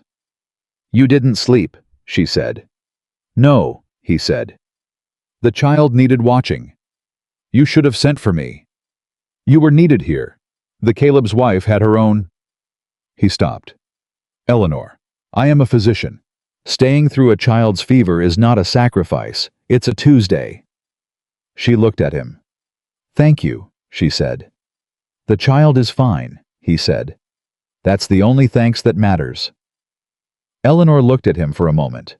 "You know," she said. "When you came to my gate the second time, I thought you might be trying to—" She stopped. "Court you," he said without embarrassment. "Yes." He set down the instrument he was drying. He looked at her directly. "I'll answer you honestly," he said. "You are Eleanor. You are remarkable. I have thought so since I saw you in a field with a hand-drawn map on my third day in this county. I would be a fool not to notice." He paused. "But I also know exactly where you are right now. And I know what kind of man tries to move in that space." He looked at her steadily. "I am not that kind of man." Eleanor looked back at him. "No," she said quietly. "You're not. What happens between you and Nathaniel is your matter," he said. "Not mine to press. What I can tell you is that whatever happens, whether you reconcile or whether you build something entirely new here on your own, I intend to stay in this county and run this practice and be your neighbor." He paused. "A good one, if you'll have me." Eleanor was quiet for a moment. "Yes," she said. "I will." She walked back across the south parcel to the farmhouse. She thought about what he had said. Whether you reconcile or whether you build something entirely new. She thought about Nathaniel at the county meeting looking at her when Mrs. Pratt asked why. "Because you were the reason." She thought about herself, the woman she had been 6 weeks ago, standing at a ballroom window with a wedding ring she had just removed, whispering something to herself in the dark. "I spent 5 years trying to prove I deserved a place beside him. I forgot I already deserved one." She walked to the kitchen table. She sat down. She picked up her father's survey map. She looked at the 40 acres. She thought about what she wanted, not what was expected of her, not what the county was watching for, not what Nathaniel needed, or what Samuel had offered, or what Margaret Harrington thought was appropriate. What she wanted. It was a question she was only beginning to learn how to ask.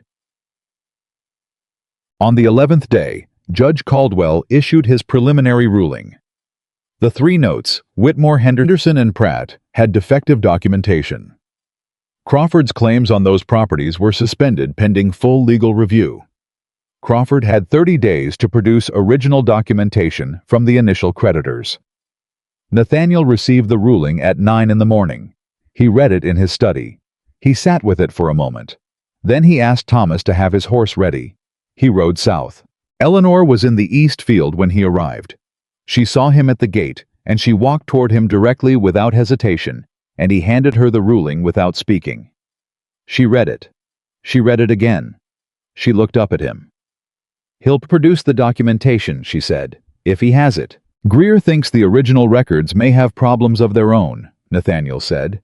"The creditor he purchased your father's note from went bankrupt in 1813. The records from that estate are—" He paused. "Incomplete." Eleanor looked at the ruling. She pressed it against her palm. "This is not finished," she said. "No," he said. "But it's something." She looked at him. He looked back. And then, for the first time since she had walked out of the Harrington estate in the middle of the night, she did something she had not planned and could not entirely explain. She held out her hand. Not to take the ruling back. He had already given it to her. She held out her hand the way Samuel Reed had held his out on the day they shook on the lease arrangement. Plainly. Directly. As a gesture that meant, "We are doing this together, and I am not pretending otherwise." Nathaniel looked at her hand. He looked at her face. He took her hand. He shook it. And Eleanor Whitmore stood in the east field of her father's land with 40 acres behind her, and the law uncertain ahead of her, and everything still unresolved between herself and this man, whose name she still legally carried, and she felt for the first time in a very long time like someone standing exactly where she had chosen to be. Not where she had been placed. Not where she had waited. Where she had chosen. The difference she was learning was everything. The handshake lasted 3 seconds. But Eleanor thought about it for 3 days afterward. Not with regret. Not with hope exactly.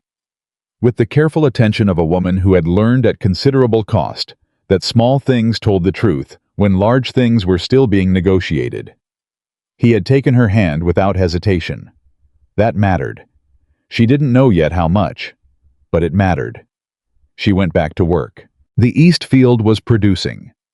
Not abundantly, the season was too far along for abundance, but visibly measurably, in a way that Caleb assessed with the honest satisfaction of a man who had helped build something real. The drainage held. The soil responded. 3 rows of late-season corn stood where 6 weeks ago there had been nothing but overgrowth and standing water. Jonah had started calling the south field the doctor's corner because of how often Samuel's patients walked through it to reach the stone building. Eleanor had heard him say it and had felt something she could only describe as pride, the particular kind that comes not from being praised, but from having made something useful exist that did not exist before. She was thinking about all of this on the Thursday morning when Margaret Harrington arrived at her gate. Eleanor saw her from the kitchen window. She set down her coffee. She took a slow breath. She went outside. Margaret Harrington was 61 years old and carried herself like a woman who had decided at some early point in her life that posture was a form of argument and had never lost the debate. She was dressed for a formal call in a way that made Eleanor acutely aware of her own working dress and the soil on her hands. She did not apologize for either. "Mrs. Harrington," Eleanor said. "Eleanor," Margaret said. They looked at each other through the gate. "Will you come in?" Eleanor said. "I will," Margaret said. Eleanor opened the gate. She brought her inside the farmhouse, which had furniture.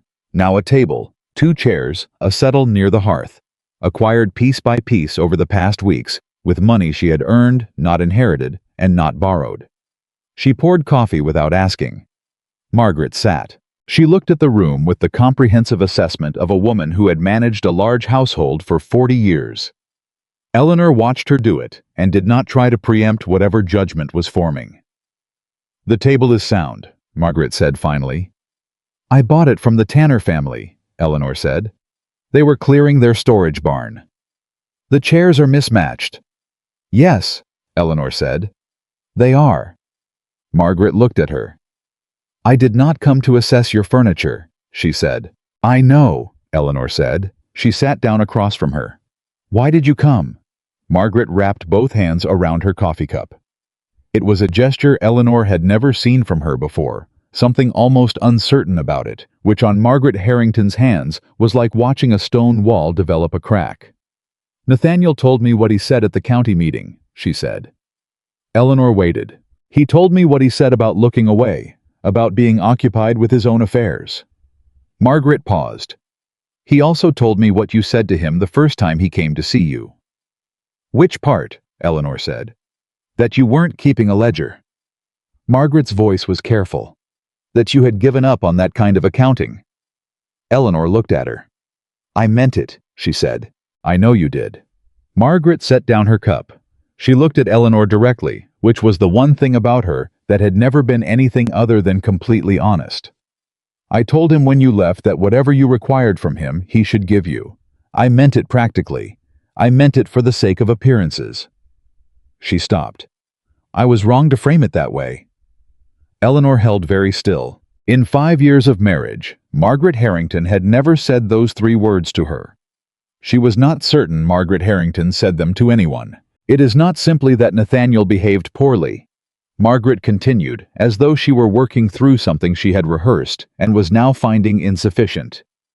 "It is that I told him early before you were even married, that you did not need warmth from him, that you needed to be useful." She paused. "I believed that. I believed it because it was what I had been told about my own marriage, and I had made it work, and I thought making it work was the same as it being right." She looked at her hands. "It is not the same thing." Eleanor did not speak. She was afraid that if she spoke, Margaret would stop, and she needed to hear the rest of it. "My son," Margaret said, "does not know how to be known. I raised him that way. I thought it was strength. I thought men who needed to be known were—" She stopped. "I was wrong about that too." She looked up. "I am not asking you to go back to what your marriage was. I am not asking you to forgive things for the sake of the family name. I have enough self-awareness left to know that those are the wrong reasons." She paused. "I am asking you to consider whether the man who stood in front of the county and said what he said is someone you might want to know." Silence. Eleanor looked at Margaret Harrington, this woman who had told her in the 3rd month of her marriage that warmth was unnecessary, who had represented everything. Eleanor had tried and failed to meet the standard of who was sitting now in a mismatched chair in a farmhouse, with her hands wrapped around a coffee cup, like a woman who was tired of the weight of being certain. "He is trying," Eleanor said finally. "Yes," Margaret said. "He is. Trying is not the same as changed." "No," Margaret agreed. "It is not." She picked up her cup again. "But your father—" She stopped. Eleanor looked at her sharply. "You knew my father." "Not well, but Robert Whitmore had a reputation in this county that lasted long after his money didn't." Margaret looked at her steadily. "He was known for giving people exactly one fair chance, not two, not zero, one, and being very clear about the terms." She paused. "You are his daughter." Eleanor felt something move in her chest. She looked away. She looked back. "Thank you for coming," she said. "It took something." "It took considerably more than I expected," Margaret said dryly. For the first time in 5 years, Eleanor almost laughed. Nathaniel did not know his mother had gone to see Eleanor. He found out on Saturday when Margaret told him over breakfast, with the same composure she brought to everything, as though she were reporting on a supply delivery rather than the most significant conversation she had likely had in a decade. He set down his fork. "You went to see her," he said. "I did. Without telling me." "You did not ask my permission to go see her either," Margaret said. "Several times." He looked at her. "I thought about what Eleanor had said, that she wanted to know whether he was doing what he was doing for the county or the Harrington name or something else. Something else." He thought about his mother sitting in Eleanor's farmhouse with mismatched chairs. He thought about what it must have cost her. "What did you say to her?" he asked. Margaret was quiet for a moment. "I told her the truth," she said. "About what I told you when you married her. About what I believed about marriage and what I have learned to believe since." She looked at him. "I told her you were trying. She knows that." "I told her it mattered that you were trying," Margaret said. "That is a different thing." Nathaniel looked at his plate. "Did she—" He stopped. "She did not tell me she was coming back," Margaret said. "If that is what you are asking, she is not a woman who will be moved by the right words said at the right moment. She is a woman who watches what people do over time." She picked up her tea. "Which means you have work to do. And you should do it without expecting a particular result by a particular date." He nodded. "I know," he said. "Do you?" He looked at her.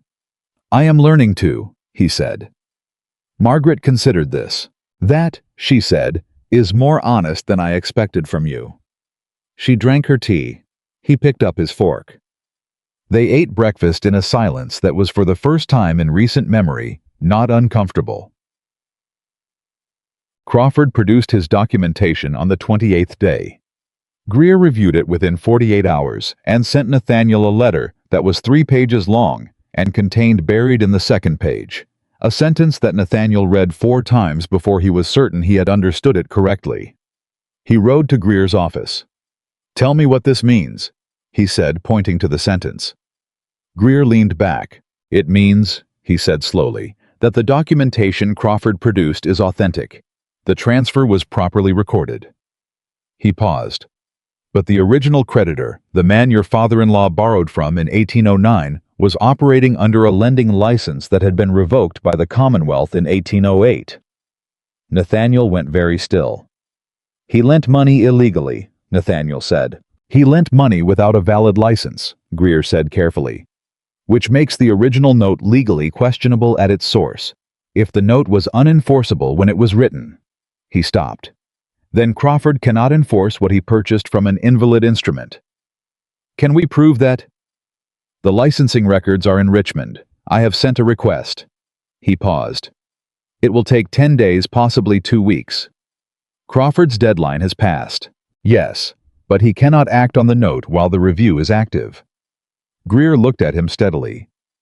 "He will try to accelerate. He will apply pressure. Probably not to you directly.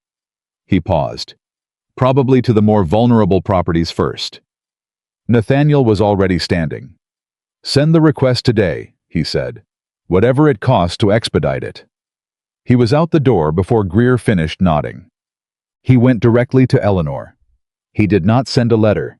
He did not send Thomas.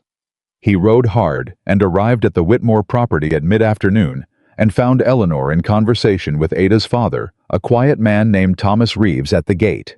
He reined in. Eleanor looked at him and read something in his face immediately. "Thomas," she said to Reeves, "I'll come find you this evening." Reeves looked at Nathaniel, nodded to Eleanor, and walked back toward the tenant cottage. Nathaniel dismounted. He told her what Greer had found.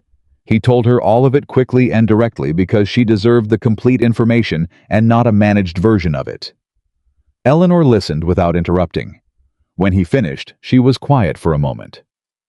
"The Henderson note," she said. "And Mrs. Pratt's." "Same original creditor," Nathaniel said. "All three." "All three could be void." "If the licensing records confirm it, yes." She looked at him. "Crawford knows this," she said. "He knew when he produced the documentation. He knew what we would find." Nathaniel had thought the same thing. "I believe so," he said. "Which means he is already planning his next move." "He'll go after the other properties," Eleanor said. "The ones without defective documentation. The ones where the legal argument doesn't work. He'll want to recover something before the Richmond records arrive." "Ada's father," Eleanor said immediately. "Yes. And the widow Pratt, if he thinks he can frighten her before the ruling." "He can't frighten Mrs. Pratt," Eleanor said flatly. Despite everything, Nathaniel almost smiled. "No," he said. "Probably not." Eleanor turned and looked at the farmhouse. He could see her thinking, not slowly, but with the rapid, organized precision of someone running through a problem she had already half solved in her head. "Reeves has been here every day this week," she said. "He trusts me. He'll tell me if Crawford contacts him before I can get there first." She turned back to Nathaniel. "Can Greer draft a protective notice, something that formally alerts the other affected families that the licensing question is under review and that any enforcement action during the review period could be subject to legal challenge?" Nathaniel looked at her. I thought about 5 years of dinners where she had started to speak about the farm accounts and he had turned away. "Yes," he said. "I'll ask him today." "Today," she said. "Not tomorrow." "Today," he agreed.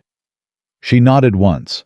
Then she looked at him with the direct, unflinching gaze that she had developed in the past weeks, or perhaps that she had always had and he had never bothered to look for. "Nathaniel," she said, "when this is over, when Crawford is dealt with and the Richmond records come back, and the county meeting is just a thing that happened in September, what do you intend to do?"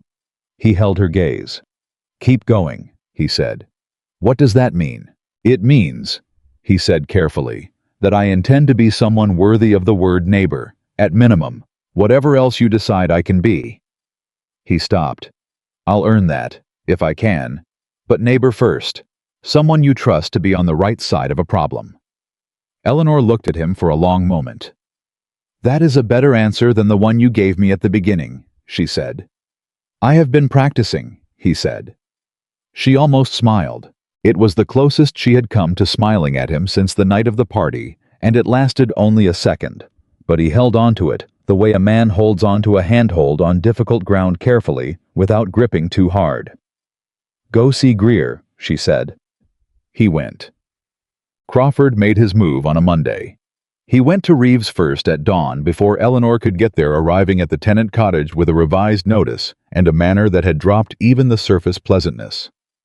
He told Reeves that the review did not affect his note, that the protective notice Greer had drafted was not legally binding, that if Reeves did not make arrangements within 2 weeks, Crawford would begin proceedings. Reeves came to Eleanor's door at 7 in the morning. I was frightened. He was trying not to show it, but Eleanor had known him since she was 8 years old, and she could read it in the way he held his hat. "Sit down, Thomas," she said. She poured him coffee. She sat across from him. "Tell me everything he said, exactly." He told her. She listened. When he finished, she said, He lied to you about the protective notice. It is legally binding during the review period. He cannot proceed on any note in this county until the Richmond records are reviewed." She paused. "He knows that. He is counting on you not knowing it." Reeves looked at her. "How do you know that?" he said. "Because I asked Greer to explain exactly what it covers," she said. "And then I asked him to explain it again in plain language." She met his eyes. "You do not have to be frightened of Crawford Thomas. You have to be informed. Those are different things." He exhaled. It was a long exhale. The exhale of a man who had been holding something heavy for days and had just been told he could set it down. "What do I do?" he said. "Nothing today," she said. "Today you go back to your family and you tell them that Miss Eleanor says the notice holds. Tomorrow I will send word to Greer, and he will send you formal confirmation in writing." She paused. "And if Crawford comes back before that arrives, tell him you said the notice holds. Tell him your attorney is Aldous Greer of Richmond, and that any further contact should be directed to his office," Eleanor said. Reeves almost smiled. "I don't have an attorney," he said. "You do now," Eleanor said. "Nathaniel arranged it. Greer is representing the affected families collectively at no individual cost." She paused. "I should have told you sooner. I'm sorry." Reeves looked at her. "Miss Eleanor," he said slowly, "I have been on this land for 9 years. I was here when your father was here. I remember when you were a girl walking these fields." He stopped. He looked at his hat. "I don't have the words for what you've done for this family." Eleanor felt it move through her, the thing she had stopped waiting for Nathaniel to give her, and had found instead in a tenant farmer's quiet words on a Monday morning. "You would have done the same," she said. "I would have tried," he said. "I don't know that I would have managed it." He stood. He put his hat on. He looked at her one more time. Then he walked back to his cottage. Eleanor sat at her table. She pressed both hands flat against the wood. She stayed very still for a moment. Then she picked up her pen and wrote a letter to Greer, and another to Nathaniel, and a third to Judge Caldwell. That was 3 sentences long and contained a specific question about the enforceability of Crawford's Monday visit, relative to the terms of the protective notice. She sent all 3 with Jonah before 9 o'clock. By Wednesday, Greer had 3 written responses. The first confirmed that Crawford's Monday visit violated the terms of the protective notice. The second, from a colleague in Richmond, said the licensing records had been located and would be delivered to Judge Caldwell's office by Friday. The third was from a property attorney in Charlottesville, who had heard about the case through Harper at the Land Records Office and wanted to know whether additional legal support was needed. Greer sent all 3 to Nathaniel. Nathaniel read them in his study. He thought about what Eleanor had said. He'll go after the other properties. He'll want to recover something before the Richmond records arrive. She had been right, and she had moved faster than Crawford had expected. Because Crawford had built his method on the assumption that the people he approached would be isolated, that they would receive his visit alone, process their fear alone, make their decision alone.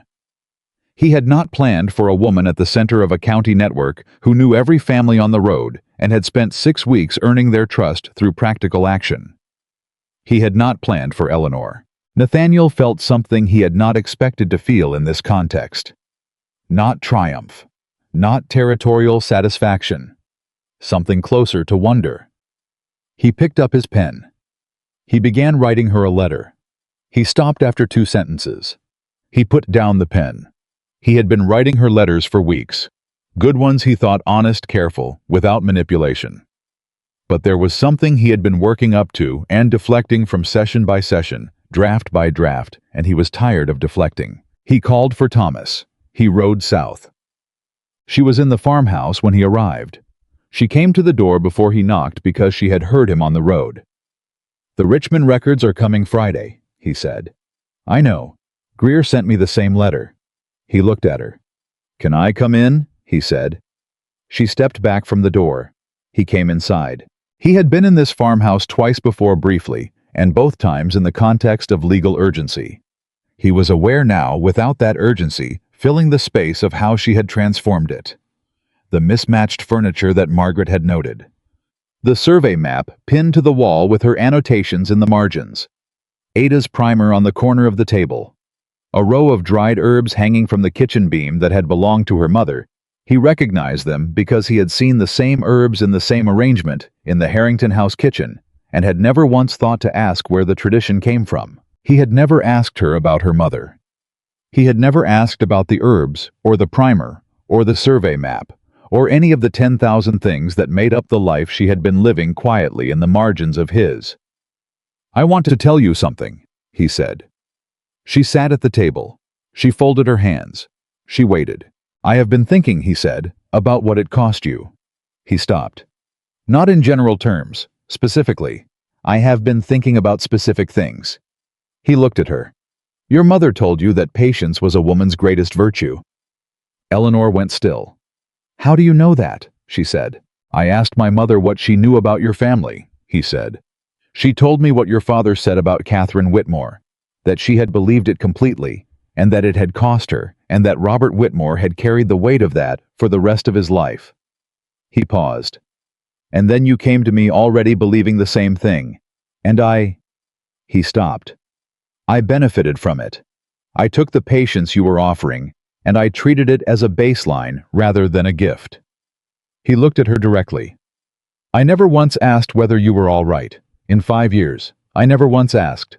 Eleanor said nothing. He kept going. "I told those men that you were a responsibility," he said. "And I thought I was being honest. I thought honesty meant saying the plain thing without softening it. But what I said was not honest. It was—" He searched for the word. "It was incomplete. Because the complete truth was that you had been managing my estate more skillfully than I had ever managed it myself, and you had been doing it without credit, without authority, without—" He stopped. "Without anyone asking, without anyone seeing." The farmhouse was very quiet. "I saw you," Eleanor said. He looked at her. "I saw myself," she corrected. "That's different." She paused. "I knew what I was doing. I knew what it was worth. I just—" She stopped. "I needed you to know too. And you didn't. And I stopped asking." She looked at her hands. "I should not have stopped asking. That was my mistake, not just yours." "Eleanor, I am not absolving you," she said quickly. "I am saying that I also made choices. I chose silence when I should have chosen insistence. I thought patience was the same as faithfulness, and it wasn't." She looked at him. "We both made this." He looked at her. "Yes," he said quietly. "We did." Silence. Not the uncomfortable silence of two people avoiding something. The silence of two people sitting inside something true. "The accounting I want to do now," he said, "is different from a ledger." He paused. "I want to know you, what you want, what you think, what you would do with 40 acres and 6 more months and the freedom to choose." He looked at her steadily. "Not so I can manage it better. Not so I can organize it into the Harrington Estates accounts. Because—" He stopped. "Because," she said. "Because you are the most capable person I have ever watched work," he said. "And I have been watching from entirely the wrong distance." Eleanor looked at him for a long moment. Something moved across her face, something complicated and layered that he could not fully read, which was itself new. He was used to reading rooms, reading situations, reading the tactical positioning of people around him. Eleanor's face in this moment was not a tactic. It was just a face. A real one. "Nathaniel," she said, "you gave me a house." He recognized the words.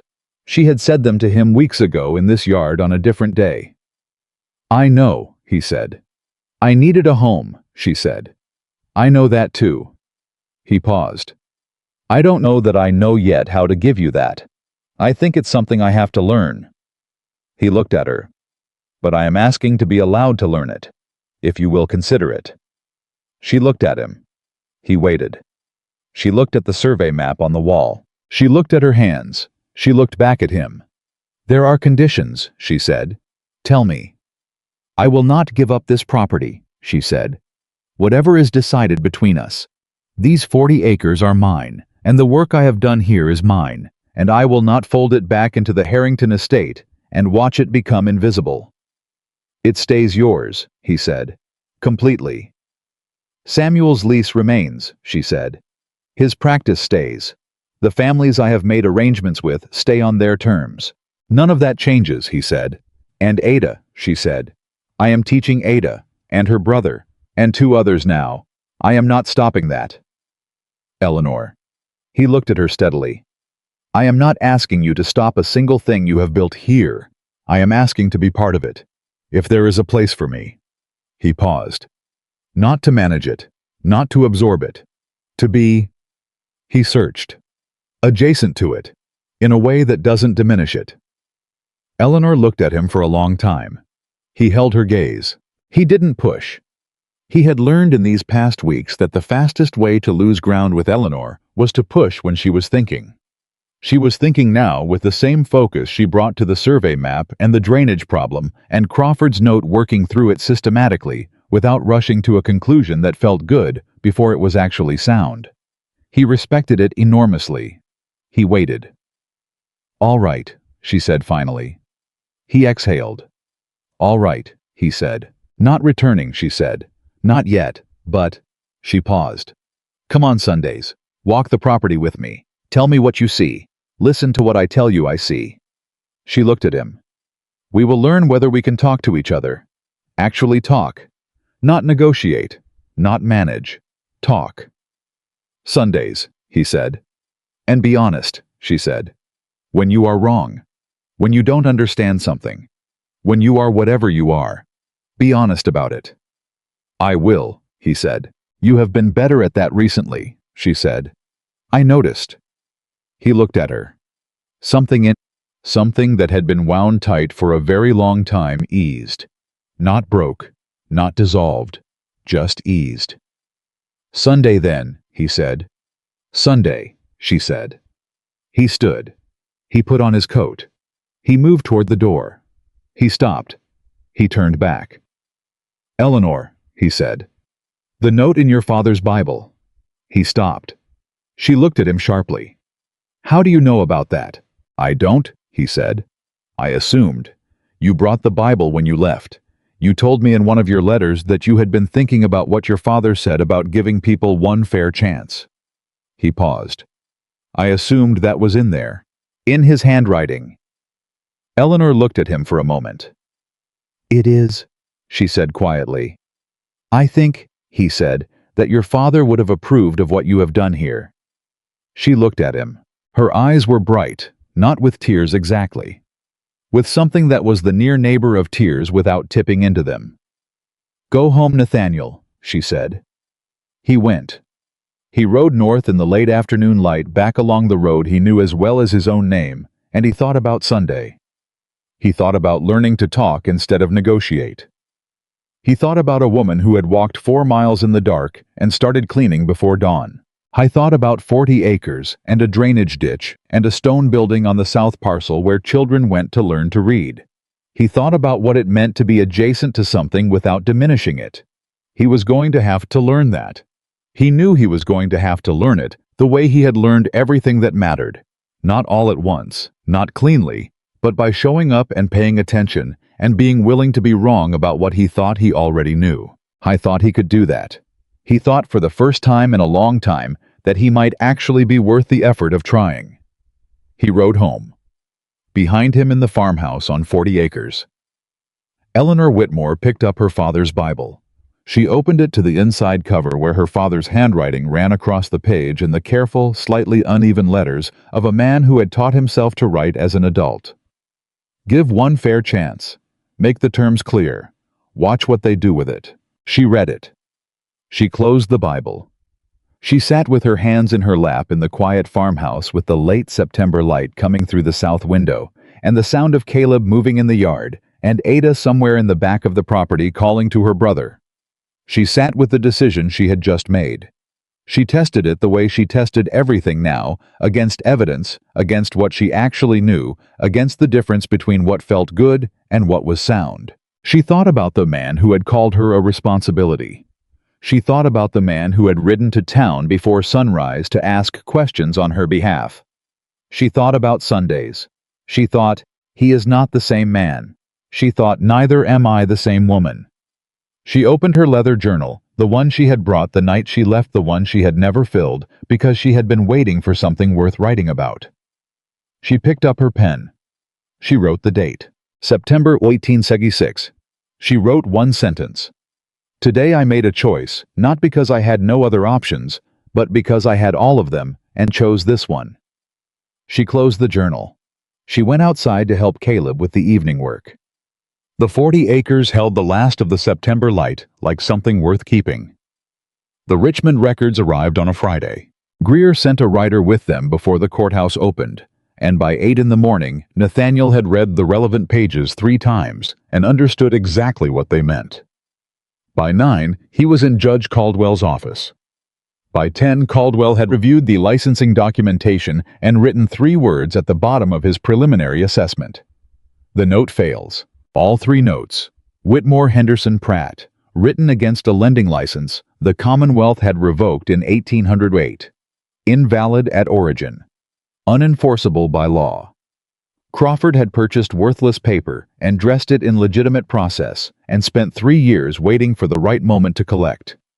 The moment had come, and the moment had passed. Nathaniel rode south. He did not send Thomas.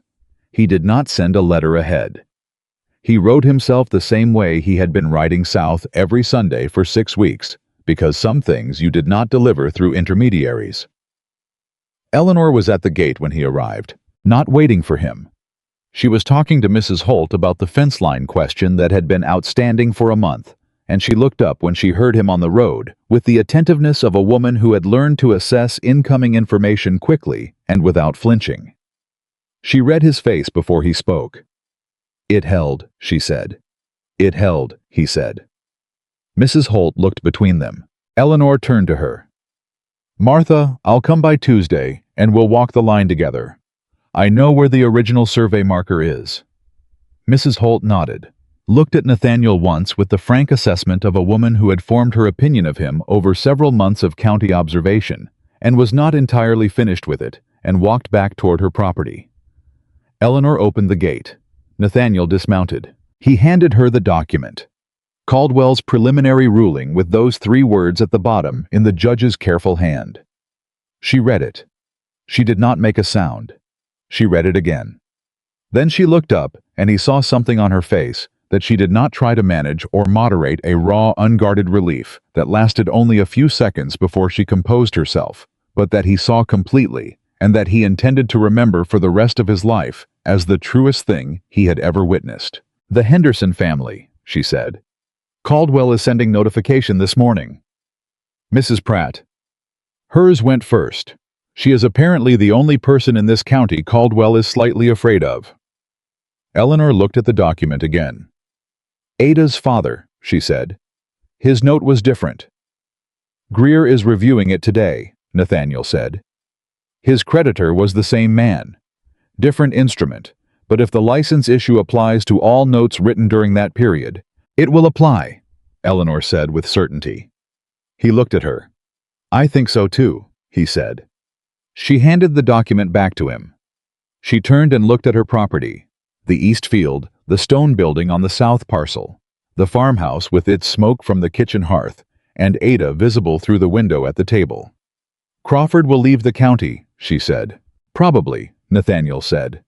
"Greer believes he has similar operations in 2 other counties. When word moves about what happened here, those positions become vulnerable too." "Good," Eleanor said. It was a plain, complete word, and she said it without drama, and Nathaniel heard in it everything. The past 3 months had cost her the midnight walk. The cold farmhouse, the $12, the weight of watching over families who trusted her while simultaneously fighting for her own ground. "Eleanor," he said. She turned. "I want to ask you something." She waited. "The Fleming dinner," he said. "It's in 2 weeks." She looked at him. The Fleming dinner. The same social circuit that had been running without her for 3 months. The same families who had been at the Harrington party in August. The same rooms where her absence had been noted, discussed, and variously interpreted by people who had opinions about what a woman in her position should or should not do. "What about it?" she said. "I would like you to come," he said. Not as Mrs. Harrington, who manages the household so Nathaniel can conduct business. As yourself. He paused. As Eleanor Whitmore, who owns 40 acres and is running them better than I run mine, and who has spent 3 months building something this county needed. He looked at her steadily. I want to introduce you that way. If you will let me. She looked at him for a long moment. You know what that means? She said. In that room, with those people. Yes, he said. It means I am choosing you over the version of this marriage that was comfortable for me. He paused. I am prepared to do that. She searched his face. He held still for it. I'll think about it, she said. It was not yes. It was also not no.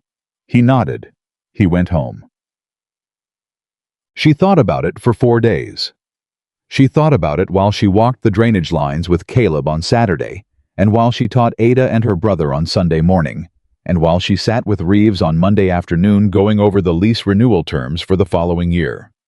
She thought about it in the way she thought about the important things, not by reaching for an answer, but by letting the question sit alongside her regular work until the answer became clear of its own weight. On Tuesday, she went to see Samuel Reed. He was with a patient. She waited in the yard of the stone building, and when he came out, he looked at her with the attentive stillness that had characterized him from their first conversation. You have something on your mind, he said. I have several things on my mind, she said, but one in particular. She told him about the Fleming dinner. He listened without interrupting. When she finished, he said, What is stopping you? She looked at him. I am afraid, she said. Of what specifically? Of going back into that room and having it mean that I am... She stopped. That everything I have built here becomes a story about a wife who left and came back. That the 40 acres become a footnote. She looked at her hands. That I become a footnote. Samuel was quiet for a moment. Do you think, he said carefully, that what you have built here depends on what people in that room think about it? She was quiet. No, she said. Then what are you actually afraid of? She looked at him. He looked back. I am afraid, she said slowly, that if I walk into that room on his arm, I will feel what I used to feel, like a responsibility, like something managed. She paused. And I do not want to feel that again. I do not trust myself not to... She stopped. Not to what?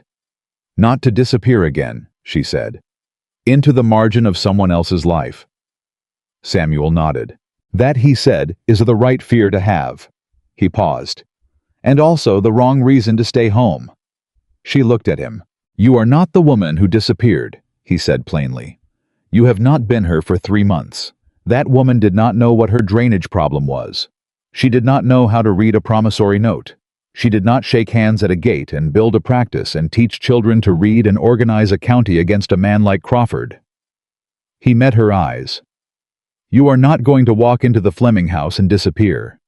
You are going to walk in, and they are going to see exactly who you have become. He paused. The question is whether you trust that. Eleanor looked at him. The question sat between them. She thought about it. Yes, she said finally. I trust that. Then go, he said. She stood. She looked at him for a moment. Samuel, she said, when all of this is settled, I would like you to stay. He looked at her. In the county, she clarified. The families here need you. I hope you know that. I do know that, he said. And I intend to stay. He paused. This county has the most interesting neighbor I have encountered in 30 years of living. He said it with the particular dry warmth she had come to recognize as his version of affection.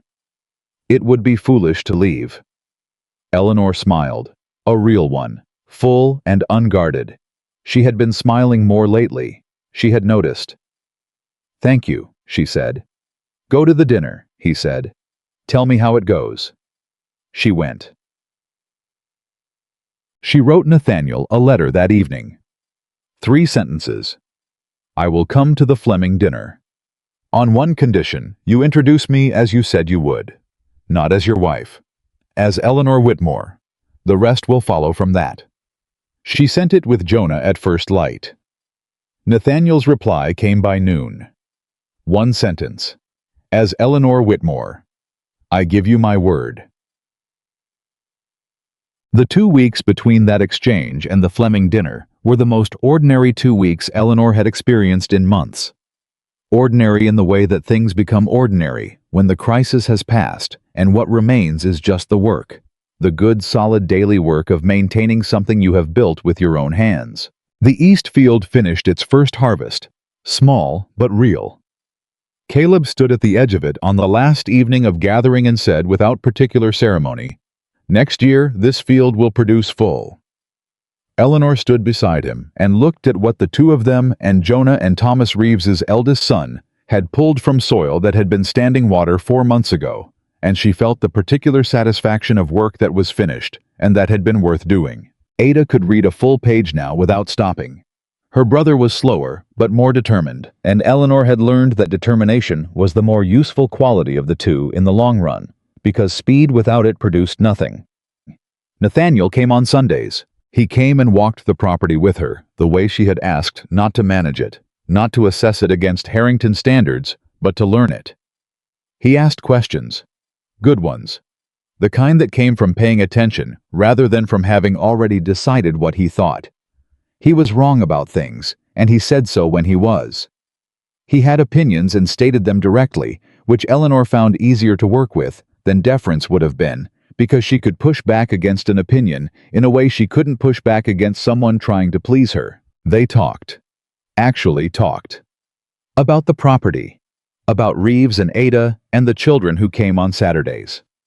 About Crawford, whose departure from the county had been confirmed by Harper at the Land Records Office, with a brevity that suggested no one was mourning the development.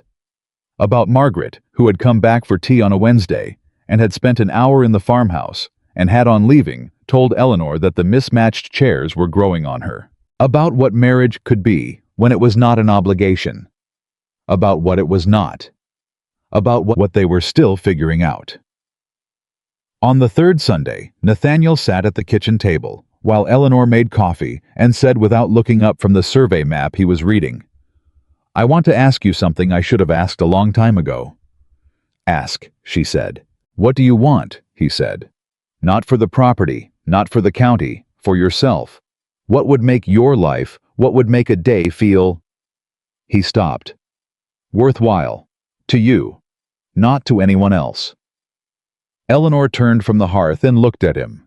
He was looking at the map.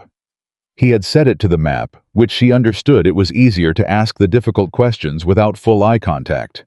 She had learned that about him. She poured the coffee. She sat down. "Teaching," she said. "Ada and the others.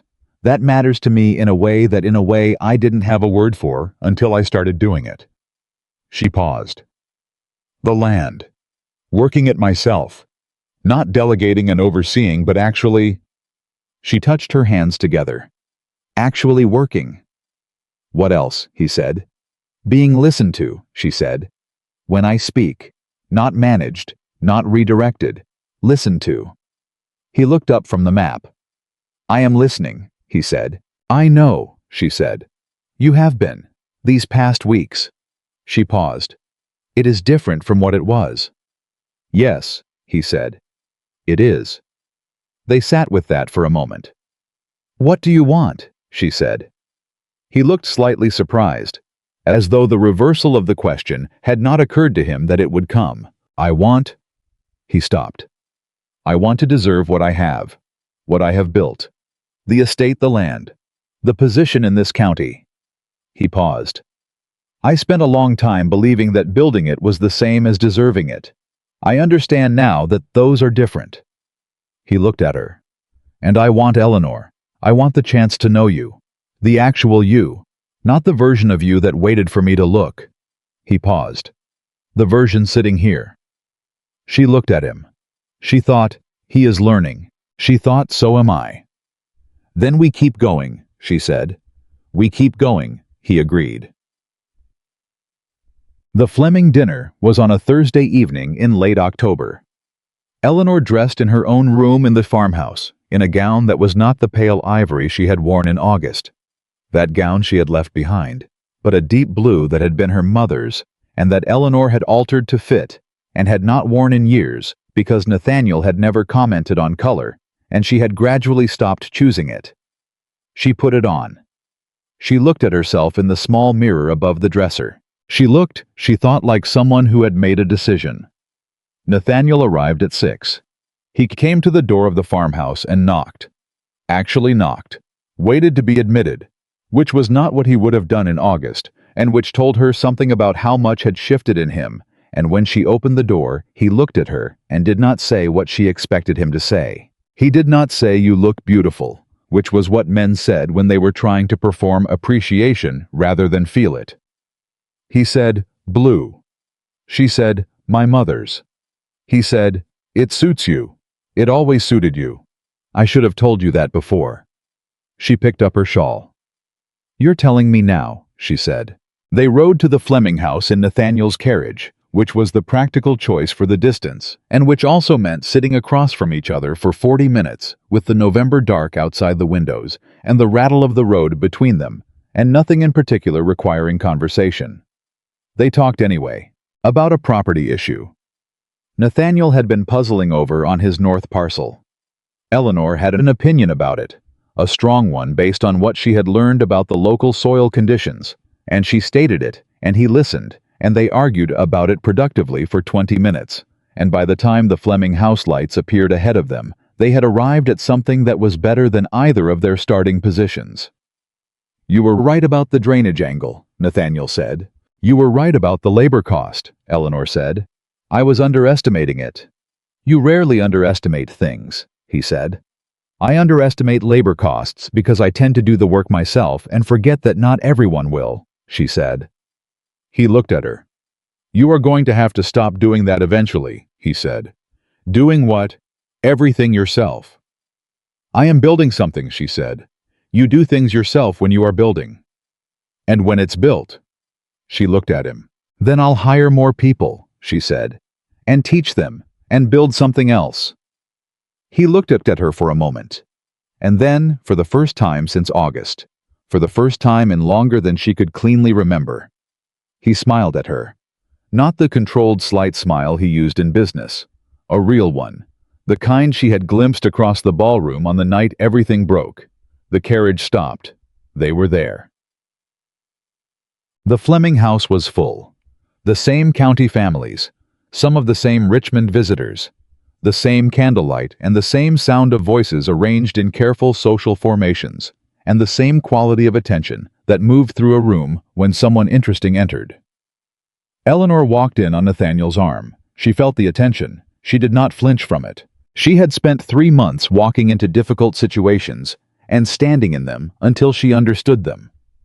A dinner party was not a drainage problem, and it was not a promissory note, and it was not a 70-year-old woman standing at a gate with her jaw set. But the skill was the same. Stand still. Assess. Act from knowledge, not from fear. Charles Dunmore was the first person to approach them. He was red-faced and expansive the way he had been in August, and he extended his hand to Nathaniel and then turned to Eleanor with the particular bonhomie of a man who has decided in advance that he is being gracious. "Mrs. Harrington," he said, "we have missed you in the county this season." Eleanor looked at him. She smiled, not the performed smile she had worn in this kind of room for 5 years, but the small, clear smile of a woman who knows exactly where she stands. "Miss Whitmore," she said pleasantly. He blinked. "I beg your pardon." "Eleanor Whitmore," she said. "I've been working my father's land in the south of the county. You may have heard about the drainage work on the east field." She looked at him with complete composure. It was a particularly interesting drainage problem. If you're ever curious about soil management in the Whitmore section, I'm happy to discuss it. Dunmore looked between her and Nathaniel. Nathaniel met his eyes. He said nothing. He simply stood beside her, present steady, making no move to redirect or soften or explain. Dunmore recovered his manners. "Quite right," he said with the vague heartiness of a man resetting. "Quite right. Remarkable work I've heard. Remarkable." He moved away. Eleanor felt Nathaniel's hand move to the small of her back, not possessively, not in the directing way she had known before, but briefly a gesture that said, "I saw that. Well done." And then his hand dropped, and they stood side by side in the room as two separate people who happened to be standing together by choice. It was a small difference from the outside. It was enormous from the inside. The room found its equilibrium with them over the course of an hour. People came. Some tentative, some curious. Some with the deliberate warmth of those who had heard about the county meeting and had drawn their own conclusions. Mrs. Fleming herself, a woman of 60, with the sharp intelligence of someone who had managed a household and a husband and a reputation for 50 years, took Eleanor's hand and held it with both of hers and said, "Your father was a good man. I believe you are a better one." Then she moved away without waiting for a response, which Eleanor respected enormously. Jim Tanner found her near the fireplace and talked for 20 minutes about the drainage approach and whether it could work on the north side of the county, where the soil was different. Eleanor told him what she thought, and told him what she didn't know, and recommended he ask Caleb directly, because Caleb knew more about local soil variation than anyone she had worked with. The Henderson family was there.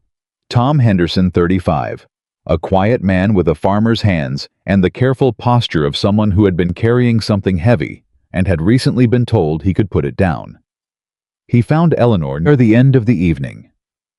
He looked at her for a moment without speaking. "My wife wanted to come tonight," he said. "She couldn't. The children." He stopped. She asked me to tell you that what you did." He stopped again. His jaw was tight. "She said to tell you that we were not going to lose that land. Because of you." Eleanor looked at him. "You didn't lose it because you fought for it," she said. "You showed up to that meeting. You filed the dispute. You did that." "Because of you," he said again. She held his gaze. "Tell your wife." She stopped. "Tell her that next spring, when the fields are ready, I would like her to come see what we have done with the Whitmore East field. I think she'll have opinions about it. I would like to hear them." Henderson nodded once quickly, the way men nod when they do not trust their faces. He walked away. Eleanor stood where she was for a moment. Nathaniel appeared at her elbow. "Are you all right?" he said. "Yes," she said. And then, "I am better than all right." He looked at her. "I can see that," he said. It was near the end of the evening when the twist came. Not from Crawford he was gone. Not from the county, which had by now largely decided what it thought about Eleanor Whitmore, and had decided warmly. It came from Margaret Harrington. She arrived late, which was unlike her. She came in quietly, which was also unlike her. She found Eleanor near the door, while Nathaniel was across the room speaking with Caldwell, and she said without preamble, "I have been speaking with the Fleming daughters." Eleanor looked at her. The Fleming daughters were both in their 20s, and both unmarried, and both considerably better educated than most of the county gave them credit for. "And," Eleanor said, "they want to learn to read properly," Margaret said. "Not at the level they were taught. They want—" She stopped. "They told me about the Saturday mornings at your property, the children." She looked at Eleanor directly. "They asked whether you would consider expanding it, whether there was a way for—" She paused. "For women their age, not just children." Eleanor stared at her. "The Fleming daughters," she said. "And Mrs. Abbott's youngest," Margaret said. "And," she paused, "and I would like to attend." The room continued around them. Voices and candlelight and the clink of glasses, entirely unaware that something significant was happening near the door. Eleanor looked at Margaret Harrington. Margaret looked back with the composed, undefended expression of a woman who had said a difficult thing and was waiting for the response without trying to manage it. "You want to attend Saturday mornings," Eleanor said. "I can read perfectly well," Margaret said. "That is not what I mean." She paused. "You are teaching something that is not reading. You are teaching—" She stopped. "Ada's father looked at you when he talked about what you had done for his family. I saw it at the county meeting, and the Henderson man looked at you the same way tonight." She paused. "You are teaching people that they have standing, that they can act, that their circumstances are not fixed." She looked at Eleanor. "I would like to learn that. At 61, I believe it is not too late." Eleanor was quiet for a long moment. Margaret did not look away. "Saturday mornings," Eleanor said finally. 8 o'clock. Come hungry. We work before we talk. Margaret Harrington nodded once. "I will bring bread," she said. She moved away into the room. Eleanor stood at the door. "She thought I did not predict that. She thought I am beginning to understand that the best things are the ones you don't predict." Nathaniel found her 10 minutes later. He had seen her talking with his mother from across the room and had read something in both their faces that he couldn't fully interpret and had decided wisely to wait. "What did she say?" he said. Eleanor looked at him. "She is coming to Saturday mornings," Eleanor said. Nathaniel was quiet for a moment. "My mother," he said. "Your mother," Eleanor said. He absorbed this. "Is that—" He stopped. "Are you all right with that?" Eleanor considered. "Ask me after the first Saturday," she said. He almost laughed. An actual laugh. Short, surprised, real. She looked at him when he did it. She thought, that is the laugh I saw from across the ballroom in August. The one he aimed at James Abbott. The one I thought I would never see aimed at anything I was part of. She thought, there it is. "Nathaniel," she said. "Yes." "Ask me something," she said. "Something you actually want to know." He looked at her. Around them. The room continued its noise and warmth and the particular managed intimacy of county gatherings. Neither of them was entirely in it anymore. They were in a smaller room, a quieter one, the kind that forms between two people when they have stopped performing and started being present. He thought for a moment. "The journal," he said. "The leather one. You brought it when you left. You told me once you had never filled it." He paused. "Have you started?" She looked at him. "One sentence," she said. "What does it say?" She considered.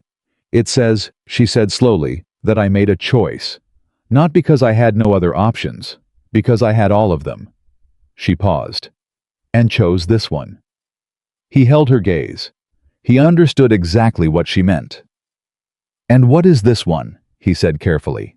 "What did you choose?" She looked at him at the pale gray eyes that she had once found cold, and now found simply honest at the sharp jaw that had been set against the world for so long it had forgotten what it felt like to ease. "I chose to find out," she said. "What we could build, if we built it correctly this time." She paused. "From the foundation, not from what was already standing." He was very still. "And the foundation," he said. "What is it made of?" "Honesty," she said. "And Sundays." She paused. "And the fact that you knocked on my door." He looked at her. "I knocked on your door," he said. "You knocked," she said. "You did not walk in. That was different." He nodded slowly. "I am going to keep knocking," he said. "I know," she said. "I expect you to." She looked at him a moment longer. Then she did something that was so small, it would have been invisible to anyone more than 3 feet away, but that Nathaniel felt as completely as he had felt anything in recent memory. She shifted her weight toward him. Just slightly. Just an inch. The smallest possible movement in his direction. Not surrender. Not return to what had been. Just choice. Ongoing, daily chosen. He did not move toward her to meet it. He was learning to let her lead at her own pace, and he would not stop learning that. But he turned his head and looked at her, and she looked back, and between them, in the warm and ordinary air of the Fleming dinner, something settled into place. Not with drama, not with ceremony, just solidly. The way good foundations settle. On the first Saturday of November 8, people arrived at the Whitmore property at 8 o'clock. Ada and her brother, the 2 youngest Reeves children. A girl of about 14 named Patience, who had come from the north side of the county because her mother had heard about Saturdays from Mrs. Holt. The 2 Fleming daughters who arrived together and who turned out to have sharper minds and stronger opinions than even Eleanor had anticipated, which meant a great deal. And Margaret Harrington, who arrived at 5 minutes to 8 with a cloth-wrapped loaf of bread and took her seat at the kitchen table between Patience and the younger Fleming daughter without comment or ceremony, as though she had been doing it all her life. Eleanor stood at the front of the room. She looked at them. 8 people. Different ages, different circumstances, different amounts of education, different ideas about what they needed. She thought about what Samuel had said. You are not going to walk into that room and disappear. She thought about what Nathaniel had said. I want to know you, the actual you. She thought about her father's handwriting. Give one fair chance. Make the terms clear. Watch what they do with it. She looked at the 8 people at her table. We work first, she said. Then we talk. And the rule here is simple. She paused. When you are in this room, you speak. Whatever you think. Whatever you question. Whatever you know that no one has asked you to share before. She looked at each of them in turn. Ada the children. Patience, the Fleming daughters, Margaret. No one here is responsible for what you have not been taught, but everyone here is responsible for learning from this day forward. She paused. Is that understood? Nods. Quiet ones, some of them, but real. Good, Eleanor said. Then let's begin.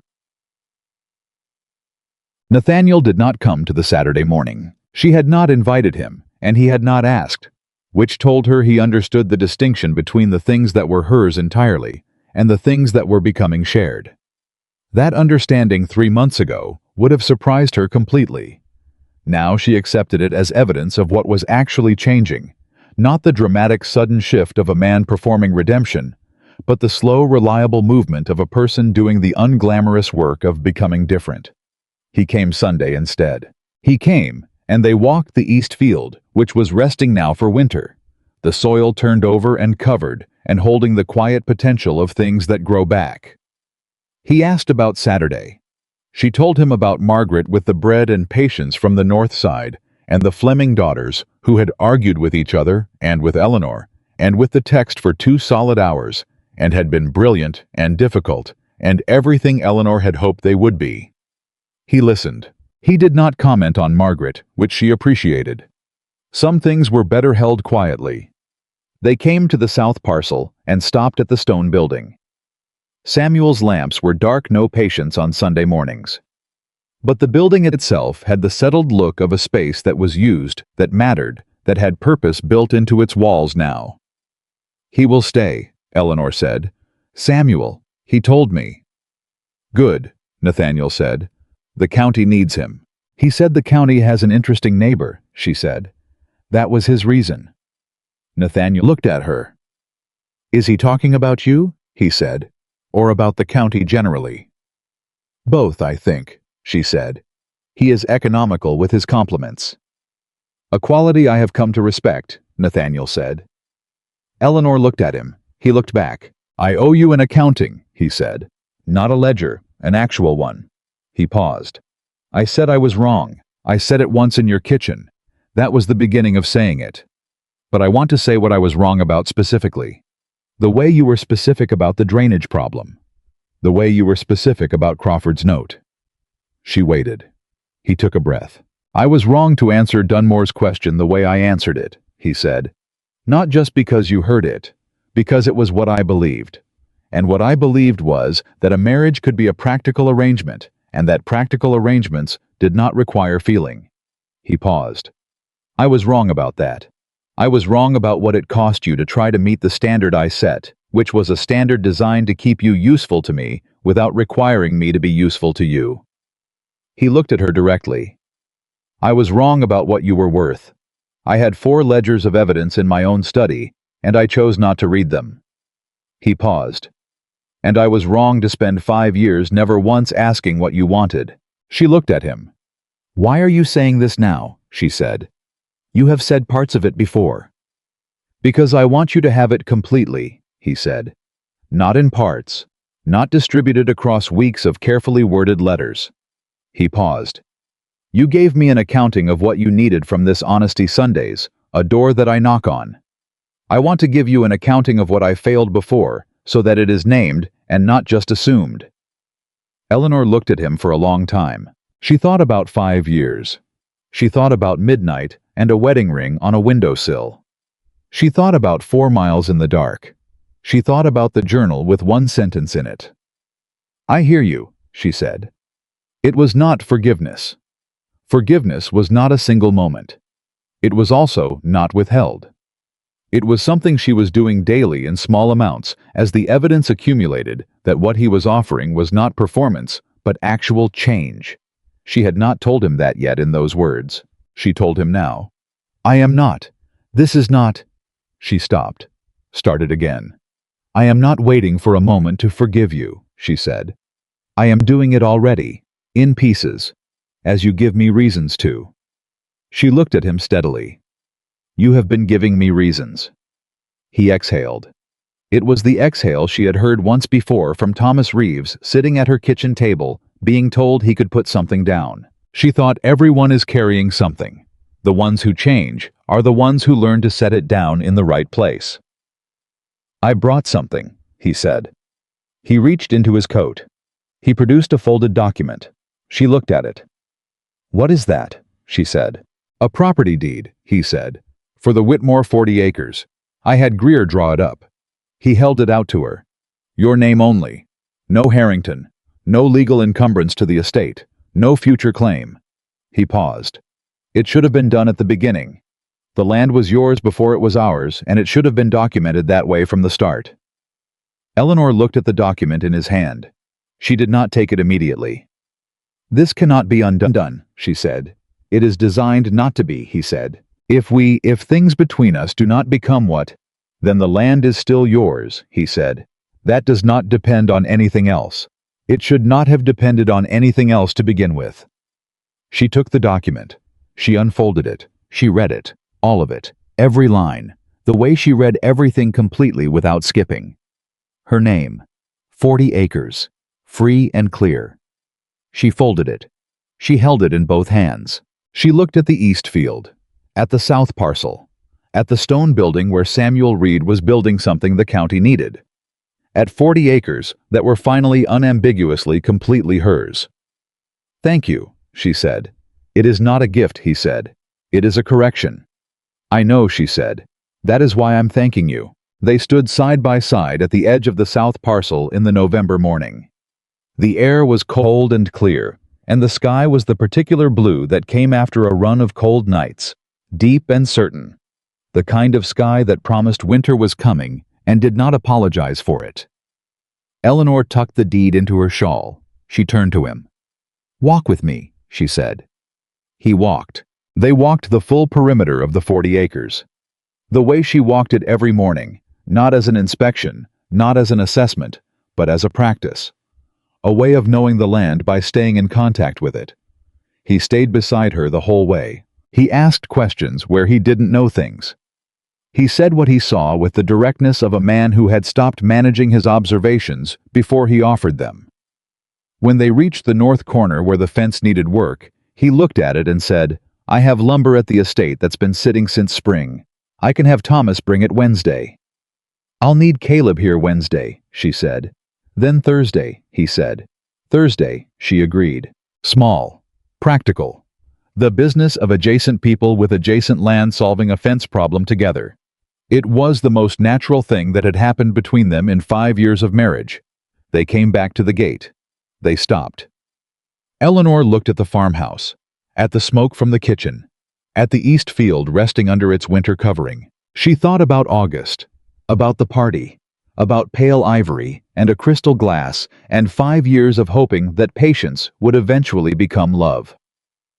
She thought about who she was now. Not the same woman. Not better in the way that suggested the old version had been flawed. Better in the way that a field is better after it has been properly drained, the same soil, the same land, but no longer standing in what was drowning it. She looked at Nathaniel. He looked back. "Sunday next week," he said. "Sunday," she said. He mounted his horse. He looked at her from the road. "Eleanor," he said. "Yes." "The blue gown," he said. "At the Fleming dinner." He paused. "You should wear your own colors more often. You were made for them." She looked at him. "I know," she said. "I had forgotten." "I know," he said. "I should have told you sooner." "You're telling me now," she said. He touched his hat. He rode north. Eleanor stood at the gate and watched him go, until the road turned and the sound of hoofbeats faded into the ordinary quiet of the November morning. Then she turned back to her 40 acres. She walked inside. She opened her leather journal to the page with the one sentence in it. She read it. "Today I made a choice, not because I had no other options, but because I had all of them, and chose this one." She picked up her pen. She wrote the date. She wrote below the first sentence, "Hi is learning. So am I. We are doing it at the same time, which is harder and better than doing it alone. The land is mine. The choice is mine. The story is mine. I think I always knew it was. I just needed to walk far enough to find it." She closed the journal. She put it in the drawer. She went outside to begin the day's work. The 40 acres held the morning light, the way they held everything. Now steadily, with the quiet confidence of ground that has been drained and tended and given what it needed to grow. Eleanor walked into it, not as a woman returning, as a woman arriving, for the first time, on her own terms, in her own name, with her whole life ahead of her and the certain knowledge, not hope, not patience, but knowledge that she was exactly where she had chosen to be.